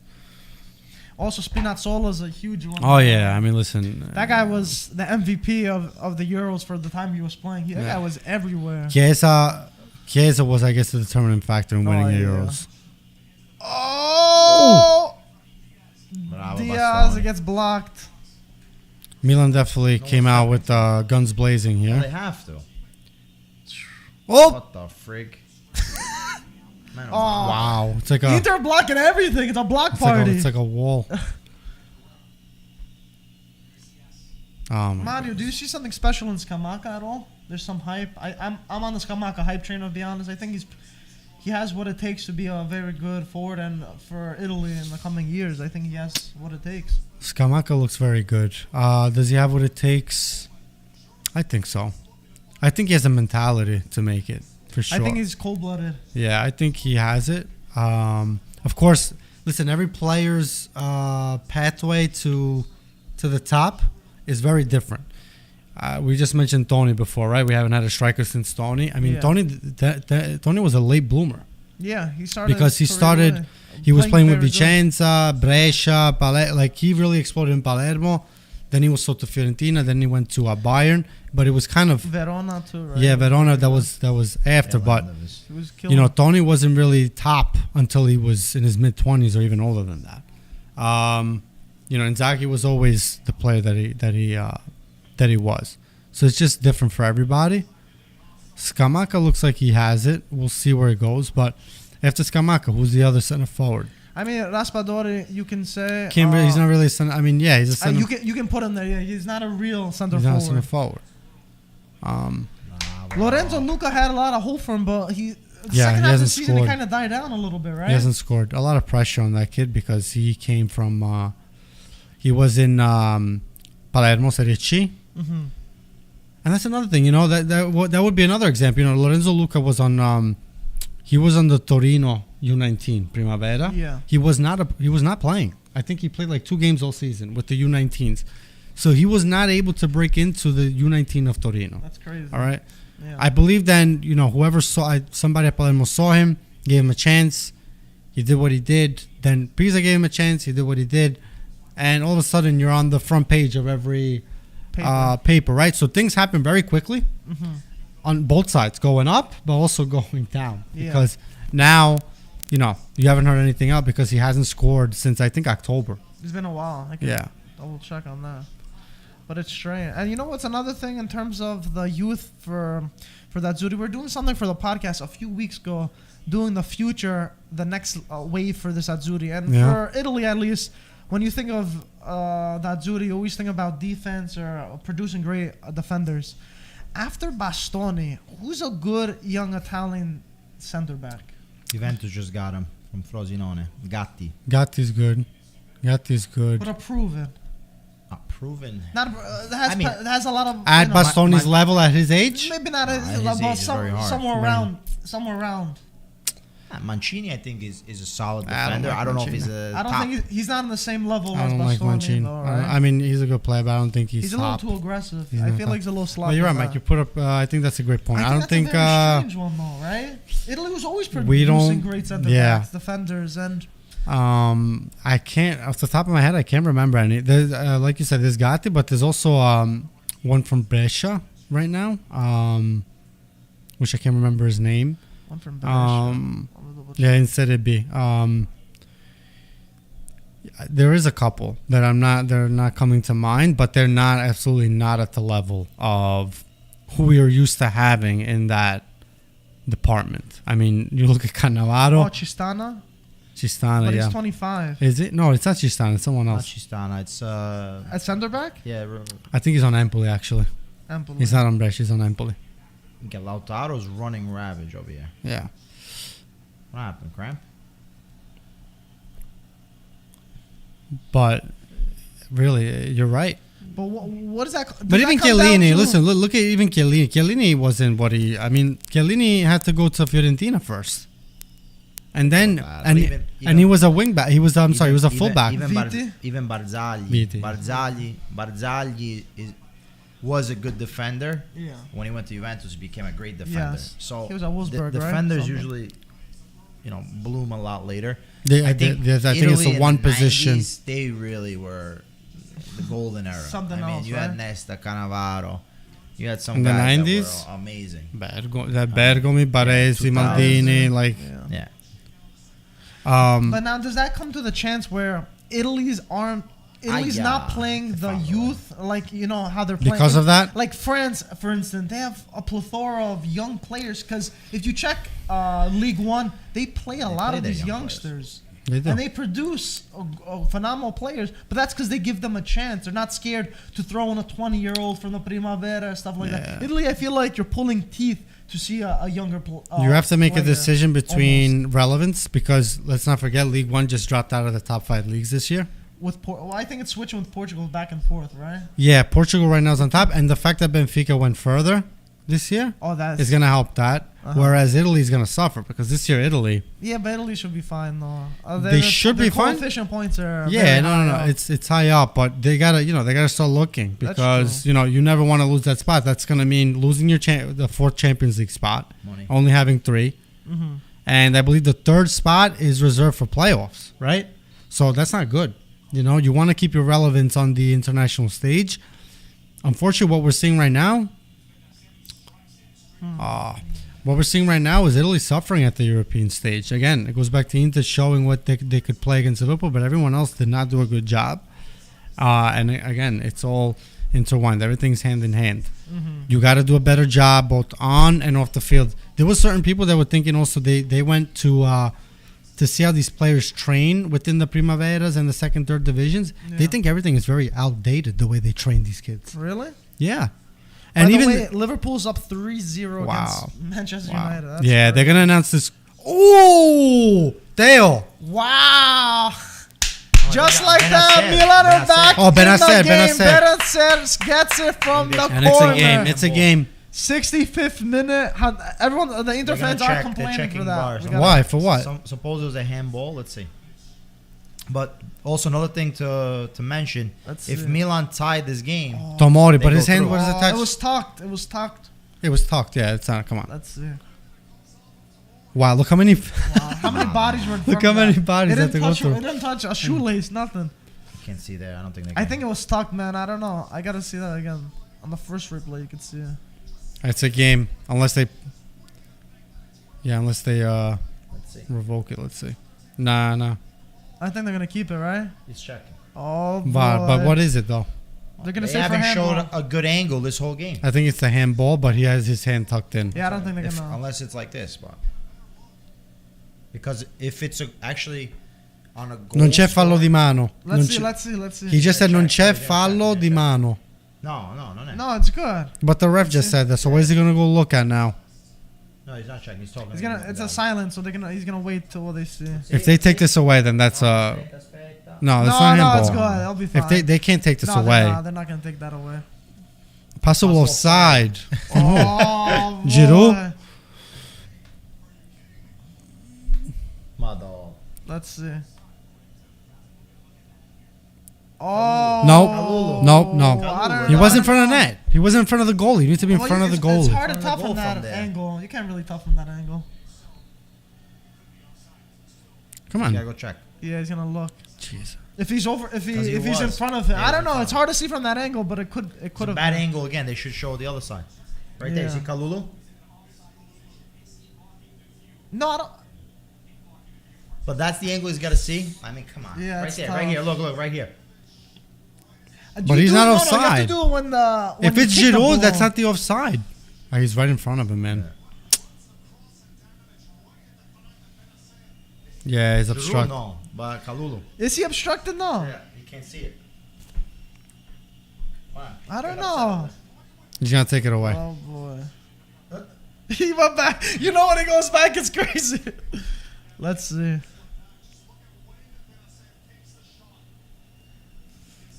But Handanovic seems like he didn't know where the ball was. Yeah, but forget about that. Don't you think Handanovic was the first to lift his hand and say like that? I didn't see the ball. I mean, that's no. That's not an offside. This is a different angle. Look at this. But you're seeing it from the bird's eye view, though. Also, you got to see it behind. It blocks his view. The only thing is Handanovic is just too old or too stupid to realize that he should raise his hand. They're gonna call offside. Yeah, it's not gonna. No, it's an offside goal. Inter still lead 2-0. So for the people that don't understand, it seems like Handanovic's view has been obstructed, and the goal does not count. Wow. Right here. See how he runs in front of him? Yeah. That's always a strange rule, right? I feel like it's not black and white, that one. That's a little gray. I mean, listen, he was in front of him, so a rule is a rule. It looks like I don't think it's a good rule. Forget about Pete's loving that rule today. Today it'll help, tomorrow it'll hurt. Lautaro coming out. Yep. You're gonna have Dzeko keeping the ball up. This is big because Lautaro he was on the bench the last game, even though he scored versus Spezia. They put him out, took him off the bench. So, what was that? The Toro? Yeah, the bull. There we go. So Dzeko and Alexis coming in for the strikers. Wow, that was like another goal for Inter for that offside, right? It's pretty much. 20 minutes left. What can Milan do? Like I said, don't forget. If Milan ties this game, they go through. Yeah. away goal. 2 goals Yeah, also. No, but I'm saying They need 2 by goals. scoring that first goal, Yeah, but it doesn't you count. don't though. have to win this game. You have to No, tie no, it. it's true. People are saying it literally deflected. It was a deflection. I didn't see a No, deflection. there's no Deflected. deflection. No one that we They're saw saying that off we. the Vry. No. A few Doesn't people have are saying anything to it. do Huh? Yeah, but that doesn't have anything to do with it.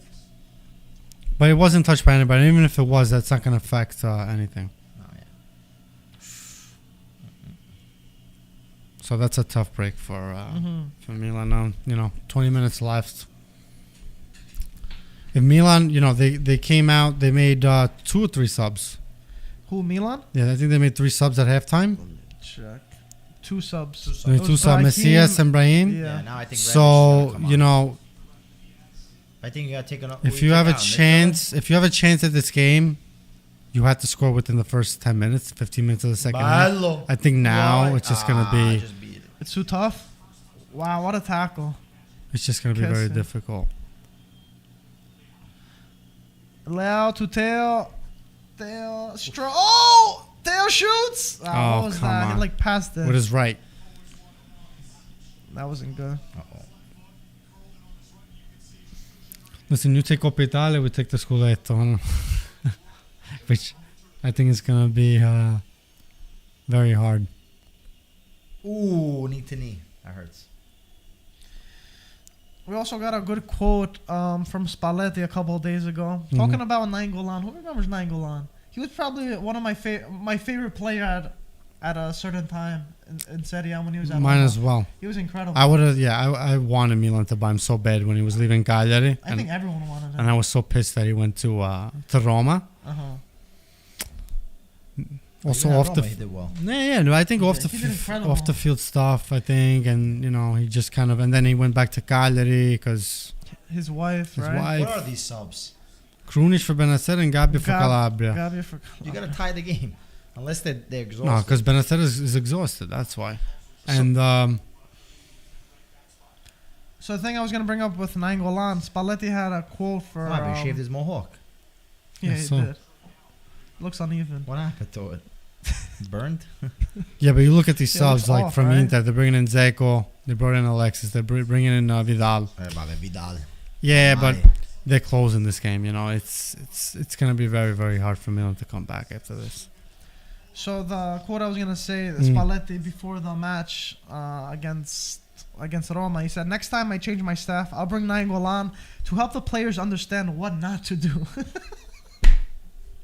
Yeah. So my question for you guys is, if a player's performing on the pitch, how much, like, if he's doing stuff off the pitch and stuff, maybe not the best or maybe not the best example, but he's doing, he's giving 110% on the pitch. How much does that play an effect? Do they have to be soldiers that they gotta be monitored outside the pitch and stuff like that? Because for me, Nainggolan, listen, just like Maradona, you perform on the pitch, you give, as a professional, you give your all. There's some stuff that you don't do There's off the pitch and specific. stuff like Everyone that. is different. There's not a one thing that works for everybody. Yeah. Everyone is just different, and that's why a coach sometimes also has to be kind of a therapist or a psychologist, where your players so Gotta well. manage them. Yeah, your players so well that each and every one of them has a specific way of dealing with them. Some players, they need that.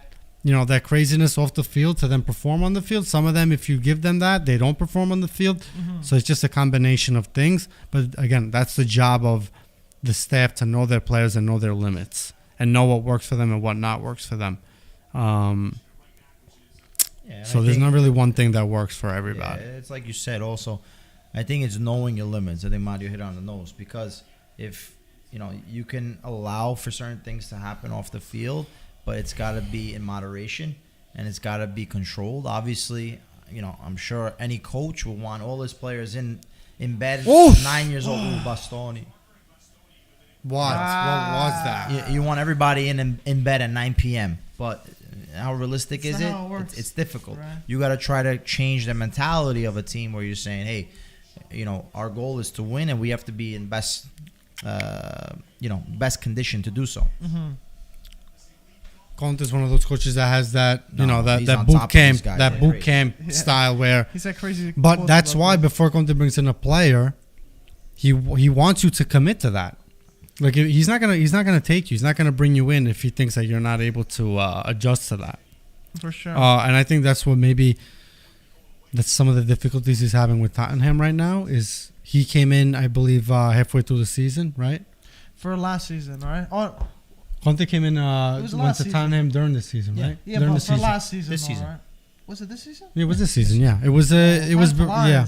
Wow. Okay. So he didn't construct the team. Yeah. In January, they didn't buy him anybody. They sold a couple of They players. got him Kulusevski. Yeah, they got him Kulusevski. I mean, And the midfielder Bentancur. Yeah. Betancourt. But I'm sure that Conte wants to completely revamp for that sure. team. And that's what happens when you go into a team in the middle of the season. Now, if he had the time during the summer to do that, I'm sure he would have, brought in players that bought into that, to that style of management, because that's what it is. It's a boot camp with Conte. It's interesting. Then there's this Vidal can play in that.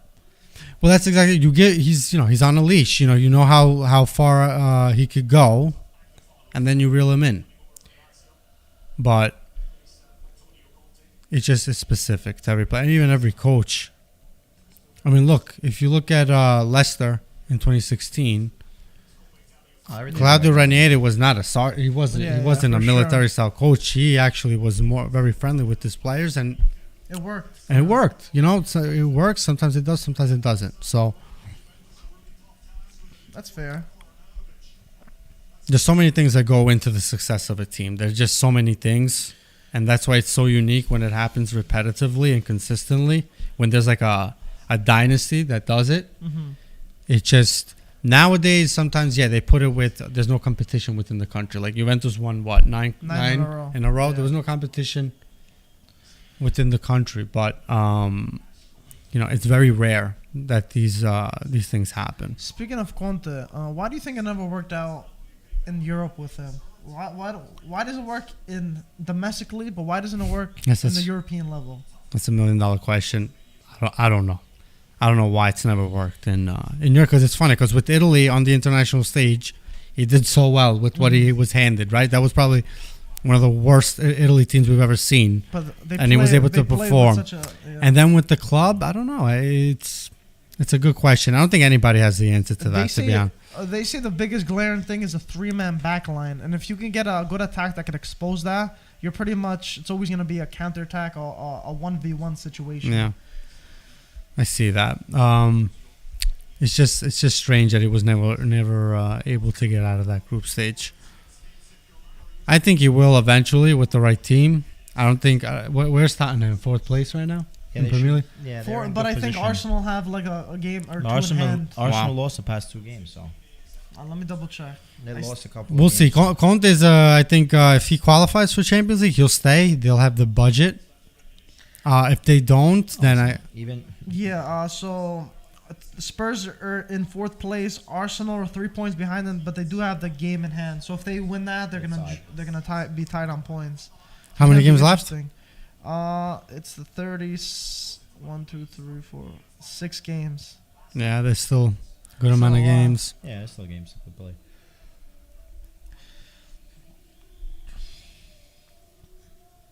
Gosens is in. Bobby said Gosens never gonna go on a star with Perisic playing like that. Vidal is a disaster for me. I don't know. He's like a liability. Come on, you gotta get up, man. Yeah, you gotta get up. Darmian's another player I feel like transformed under Conte.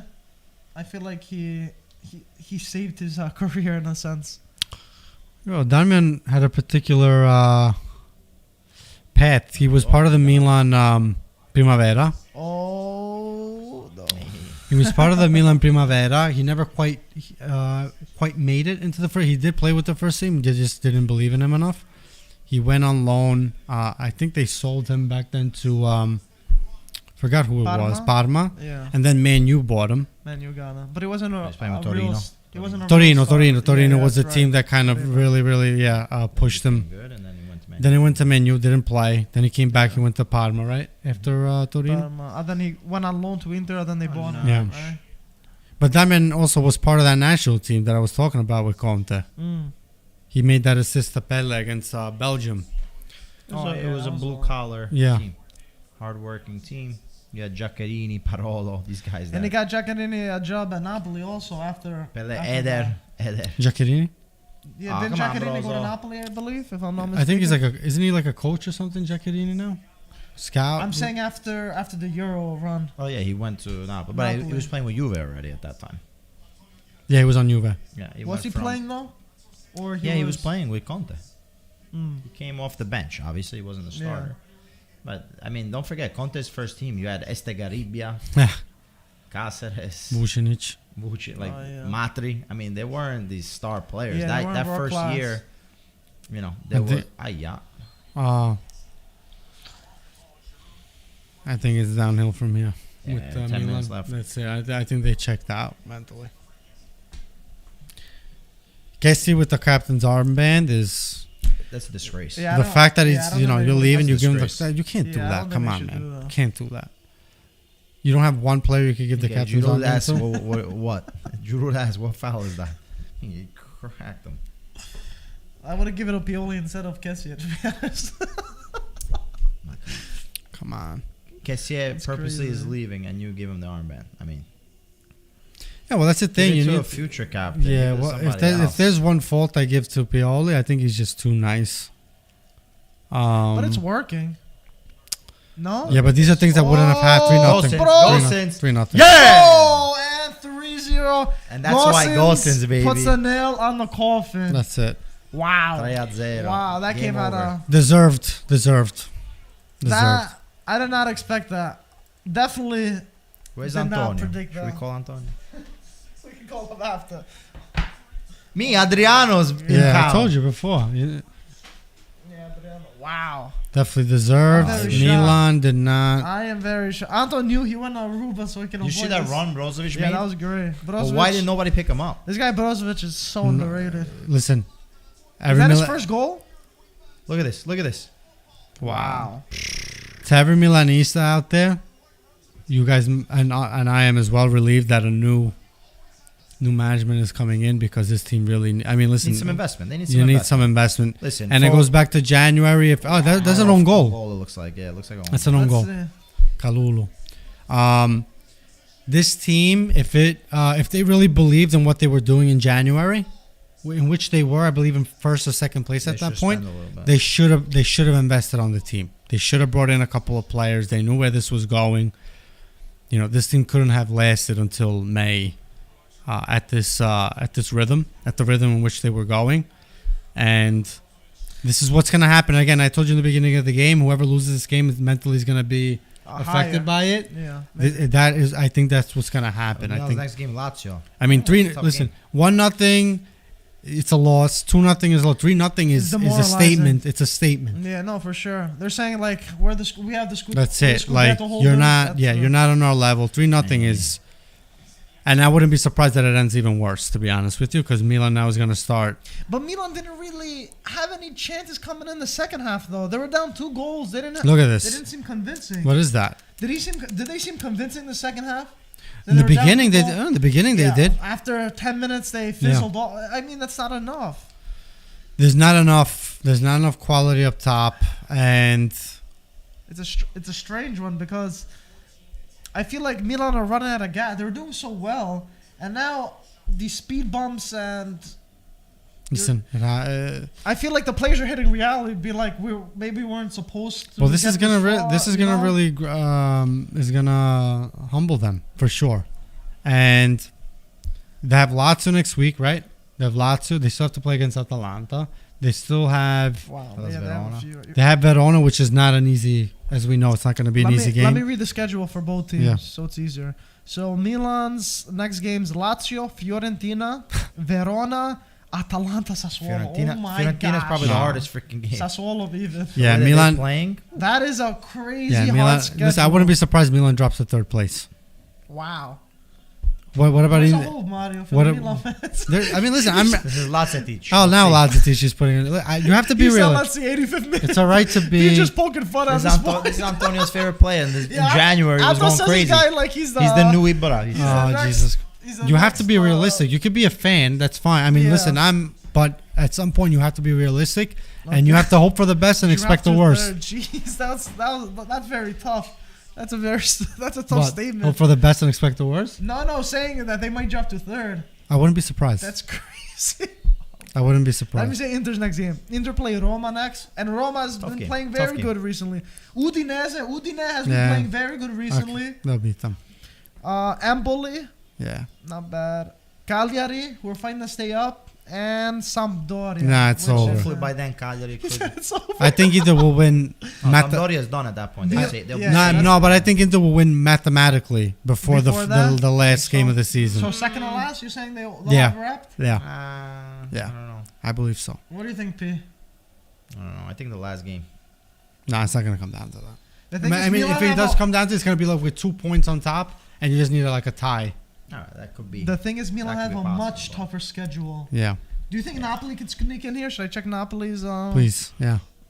Let me check the table, the schedule for Napoli's next game is Empoli, Sassuolo, Torino, tough, Genoa, and Spezia. That's not bad. Genoa is going to be a tough game. That's probably the easiest of the three, right? Yeah. The teams. Yeah, and that's why But I we're. think Napoli's a little Yeah, no, mentally broken. a Yeah, little bit, right?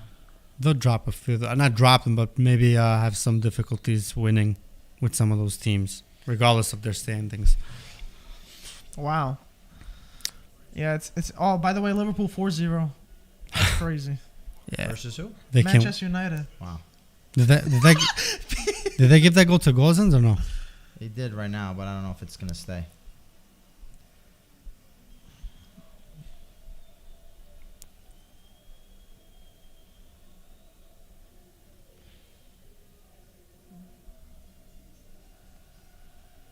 Wow. Yeah, but let's see with Inter. I mean, on paper, no teams are easy to beat. We see Bologna; they've been doing damage Yeah. the past few weeks against Milan, against Juventus. They almost beat Juventus. So you'll never write off a team. Yeah, like everything's been. But Milan can't even get a goal over here. Giroud's been completely invisible. He's been trying, man. Listen, Giroud's been trying. Like he every time the ball. Yeah, he's looking. But He's playing against. I don't even think he had a shot. Yeah, he's playing against the. Debris, against Skriniar, It's tough, Bastoni. it's It's tough. very tough. But he hasn't had a real a chance. Hasn't had real service. What a ball by Brozovic.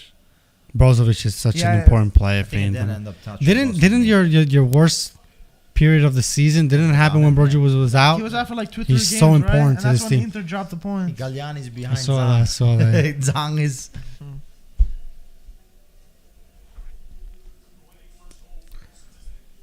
Man. I feel bad for the kid. Listen, maybe As you're laughing. Milan comes out stronger from this. Maybe they get set up for revenge after this. You don't know. That's true. Well, that's why I just think that whoever wins is going to get a boost, but I don't think this game is going to influence The Scudetto. Serie A. You don't think mentally though, P? I see what Mario's saying. I can see that. Saying like it's us two now for the Scudetto, and we're gonna show you why we're But better than it's you a guys. different it's a different I get that, competition. but You don't play mentally, head to head. mentally though. Mentally, okay, but I think you don't score know. that We'll first see. goal, you get that first win versus Lazio, and now I wish it goes down to the final game, but I don't feeling know. good again. This is Inzaghi's first win, right, against Milan with Yeah, now you at gotta call Inter, me. Who happened? and this is Inzaghi's first win against Milan. But if the goal did stand, I think it would have been a completely different great game. We would have seen. Oh, 100%. Look at this shot, man. Come on. 20 minutes. You don't left. get many of these shots during the Oh. game, and he just delivered it. Yeah. Messina is another one. I don't think they're gonna pick up his option. I don't think he deserves it. You think he does? Does he deserve it? I don't think he's Milan quality. He deserves to stay in Serie A. That's for sure. Let's not forget that Crotone owns his rights. He's on loan from Crotone, which is in Serie I'm B. sure he'll go to a mid-table Serie A team. He can He'll stay in Serie. He deserves to stay in Serie A. I can see him at like a Bologna or something. He'll stay. Yeah, he'll go to one of those teams, but not on Milan. I don't think they're he's gonna not good retain enough. him. He's not good enough. I respect the man and what he was able to accomplish, considering his 100% his journey. his journey there. Yeah, for sure. That's not the question. But yeah, 100%. But I'm a little disappointed in Milan, though. I would expect more. It was that early goal that really was like a stab. Yeah, that was a shock. Kind of set the mood for this game, right? Yeah. Ooh, Tomori got all shin. Yeah. But now against Juventus, Fiorentina tomorrow. Any chance Fiorentina could do something? Because the first leg, Fiorentina deserved to win, and they ended up losing, which was crazy. But they are going to be playing at the Allianz Stadium now in Torino, so it's going to be a different... Fiorentina has a chance to win. Is it likely? Not really. Realistically, I don't think they're going to go through. Juventus will find a way, as they always do, with the Cortomuso. But they have a chance. If they play their cards right, they do have a chance. Listen, look at Villarreal, what they did at Allianz Stadium. That's true. You know? Against Bayern too, right? Yeah. So they have a chance if they play their cards right.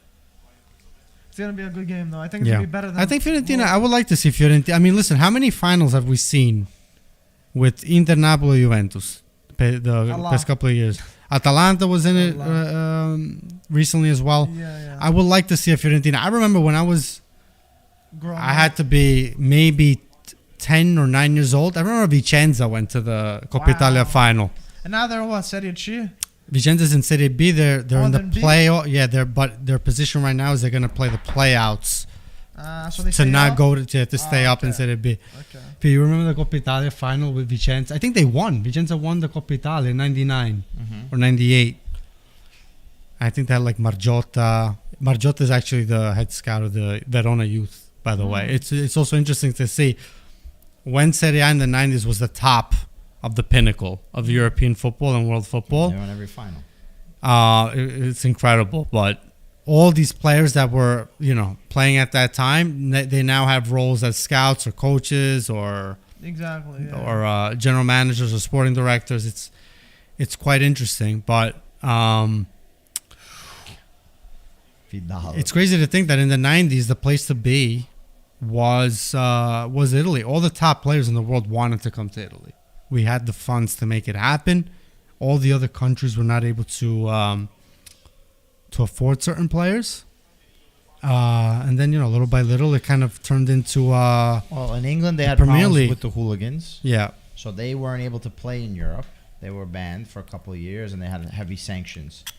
Then they were able Spain, to reform. There's always been Real Madrid, Barcelona, but they couldn't compete financially with the Morattis, the Berlusconis, the Agnelli. Like those were the powerhouse families, to be quite honest. Before what they were family-owned teams. Like other than Juventus, everyone was Juventus is a family-owned team, but they're still a family-owned team. It's just different now. But they should have caught it when everything was starting to change. They didn't, and that's why. Yeah. We are where we are today. But, I think we were the first, I believe, to have same country Champions League final. We had Milan Juventus in 2003. Spain's another team. I'm sorry, I'm mistaken. It was Spain. It was Spain because it was Valencia Real Madrid in '99. That was when Hector Cooper before he came to Inter. Okay. But what happened? Valencia played Real Madrid in that final. All those Valencia players, they came to Italy. Kili Gonzalez, Mendieta, remember that? Well, back then Hector Cooper, but Italy was able to poach from the best of the best. Yeah. That it was the hub back then. Yeah. And, then in 2003 was Italy. And then we got the first English final. Then we got German final. The German final after that. Bayern. Yeah, so... Yeah. But, we were the kind of pioneers in that after Spain, and it just kind of, changed after that. But, hopefully they'll understand where to intervene to bring us back to where we were. I mean, it's a circle at the end of the day. There's going to be ups and downs, no? It's just commercially, I don't see Premier League dropping from where they are right now. They just, They have a huge gap, right? Yeah. We should do an IFTV tour. All the fans to go to these different stadiums because you want to be maybe not as a Milan fan, but if you're an Inter fan, you would want to be at this stadium right now. Oh, for sure. What you would be feeling and the environment, the atmosphere in the stands, there's nothing like it. But this match was definitely a statement for Inter. 100%. Oh, for sure. Big win for them. Pete, what do you think tomorrow? Did Antonio answer? No, I didn't call him. I didn't call him. What do you think for Fiorentina? He's on vacation. I don't want to bother him. He's already bothered by seeing this match. He's probably on the beach. He's probably on the beach already. Juve Fiorentina. Oof. You think it's going to be a bigger surprise than we think? Listen, Fiorentina, that first game, they deserved a lot more. Juventus didn't deserve to score at all. I think that was their only shot on target, if it was a shot on target, that whole game. So that's saying a lot. And Fiorentina right now, especially with Vlahovic going there, there's already that bad They've actually blood. played better without Vlahovic. But if you looked at the point. Yeah, but I'm saying like Fiorentina hate Juventus. Like Fiorentina fans hate Juventus. They're big Well, it's a rival. big rival. So for them, it's a bigger rival. For Juventus, I don't think they see it as. And there's some rumors now that Italiano might it's not going to happen, but Imagine that Italiano happens, going right? to Juve, it's going to explode. That'd be crazy. Because Fiorentina, I believe, has is it next year's the option, or is the option in 2 years for Italiano? When I think they have a expires? 2+1. Let me check. When your day is not, when it doesn't go for you, it doesn't go for you. That's how it is. 3-0 game over. It's over. Yeah. Tutti a casa. So until 2023 is his contract. Yeah. Into the final. Yeah. So Inter win this 3-0 and play the winner of Juventus Fiorentina tomorrow. So we'll find out after that game who they will be playing. It could be another Derby d'Italia, huh? We shall see. And if it were to be that final, I think Inter would have the upper hand. I have more fear in Fiorentina than Juventus. Yeah, like I think if Fiorentina go through, they have a good chance of winning They got the underdog, Yeah. right? It's fun. It's just the way it is sometimes, you know? That's true. Nah, That but is true. this was a statement win. I think it was a big win for Inter, like I said, because they haven't beaten Milan this year. And getting that chance to beat them, that's going to give them the motivation and everything that they need to be able to take these last 5 games or so in control and know that they're in control of their destiny. That's important. As for Milan, obviously it's a bad loss. Does it influence what happens in the next game? Not too sure. Maybe it does. If it has a factor, we'll find out versus Lazio. I think Milan win versus Lazio, this game is forgotten. Yeah. They lose, it's a whole nother story. Or they drop points rather, whole nother story. Wow. But yeah, that's the way the cookie crumbles today. Disappointed in Pete, were you surprised at how Milan came out? I mean, I'm surprised at the result. I think whenever you play Inter versus Milan, it's always a close game. And I was expecting a little bit more of a response game, from yeah, Milan. a very contested game. But it all came down to the goal. Like if they would have scored that goal 2-1, it's a whole nother feeling for an Inter fan. The last 25-30 minutes. I see the players very disappointed, and it's only normal. It's up to them if they're going to recover from this and try to win this in Serie A.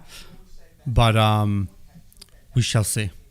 It's going to be hard to recover from. It's going to be up to the players. It's obviously going to be up to Pioli how well he's going to be able to motivate them and bring them out of this. Especially with a huge game coming up. Yeah. For them. And that's going to be a tough one against Lazio. I think if they beat Lazio, then they're back at where they were or close to it. If they get like a tie or they lose, then it's going to be very hard to recover. Because the thing is, if Lazio win, they're really challenging for Europa League spot. They're only 2 points away from they're playing for something. They're playing for something. It's an important game for them. There's a lot on the line for both sides. They're playing for something, for sure. So, Pioli definitely has to hope they win this game so they could get over this loss as quick as possible. And if they don't, then, they're definitely going to lose more ground on Inter. Yeah, for sure. I think Inter plays Roma first, so that also, I think, can influence what Milan does versus Lazio. They play Inter plays Roma before Milan plays Lazio. Yes. So let's put it this way: if Inter beat Roma, now there's more, which pressure. is going to be to win. But if a hard test. But if they beat Roma, that's really going to affect the way Milan goes into the game. Because even if they win, they're like, "What are we doing? Like, what's this going to do?" Inter play Roma on Saturday, and then Lazio play Milan on Sunday. Yeah. So 2 great games for sure. Beautiful goal. Beautiful. Wow.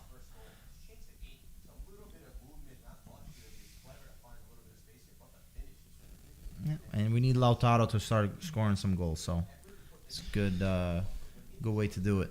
2 versus Milan. That's gonna be a big motivation for him for sure. But guys, I think we pretty much covered it. Any last things to say for the most part? No, It was a straightforward match. It was it's up to that. Like I said, it's going to be up to recovery. For Inter, it's just going to be to continue on this wave, on the enthusiasm that they created with the win, and Milan just getting out of it. That's all, just recovering from it. Yeah, but both of them stem from the mental aspect for sure. How they recover from this. Yeah. That's about it. Mario, Peter, thank you guys for following. Today. Forza Milan. Sorry for you. It's all right. Expected. Peter's over there. Can't stop. I go into like I said before. I go into every game. Hope for the best. Expect the worst. So. But the Scudetto, the bigger trophy is. Of course line, it is. Right? Of course it is. We still got to see for There's that one. Plenty of games. Listen. Exactly. Same way that Milan can slip up, Inter can slip up. This is an abnormal year. This is not what we're used to seeing. Exactly. Especially in the past, not even 10 years, 15 years. There hasn't been a Scudetto race like there is right now. And, whether it's the level of play has evened out and there's no superpower, so be it. So we'll see. Well said. We'll see. Guys, Thank thanks you guys. again, and we'll see you on the next one.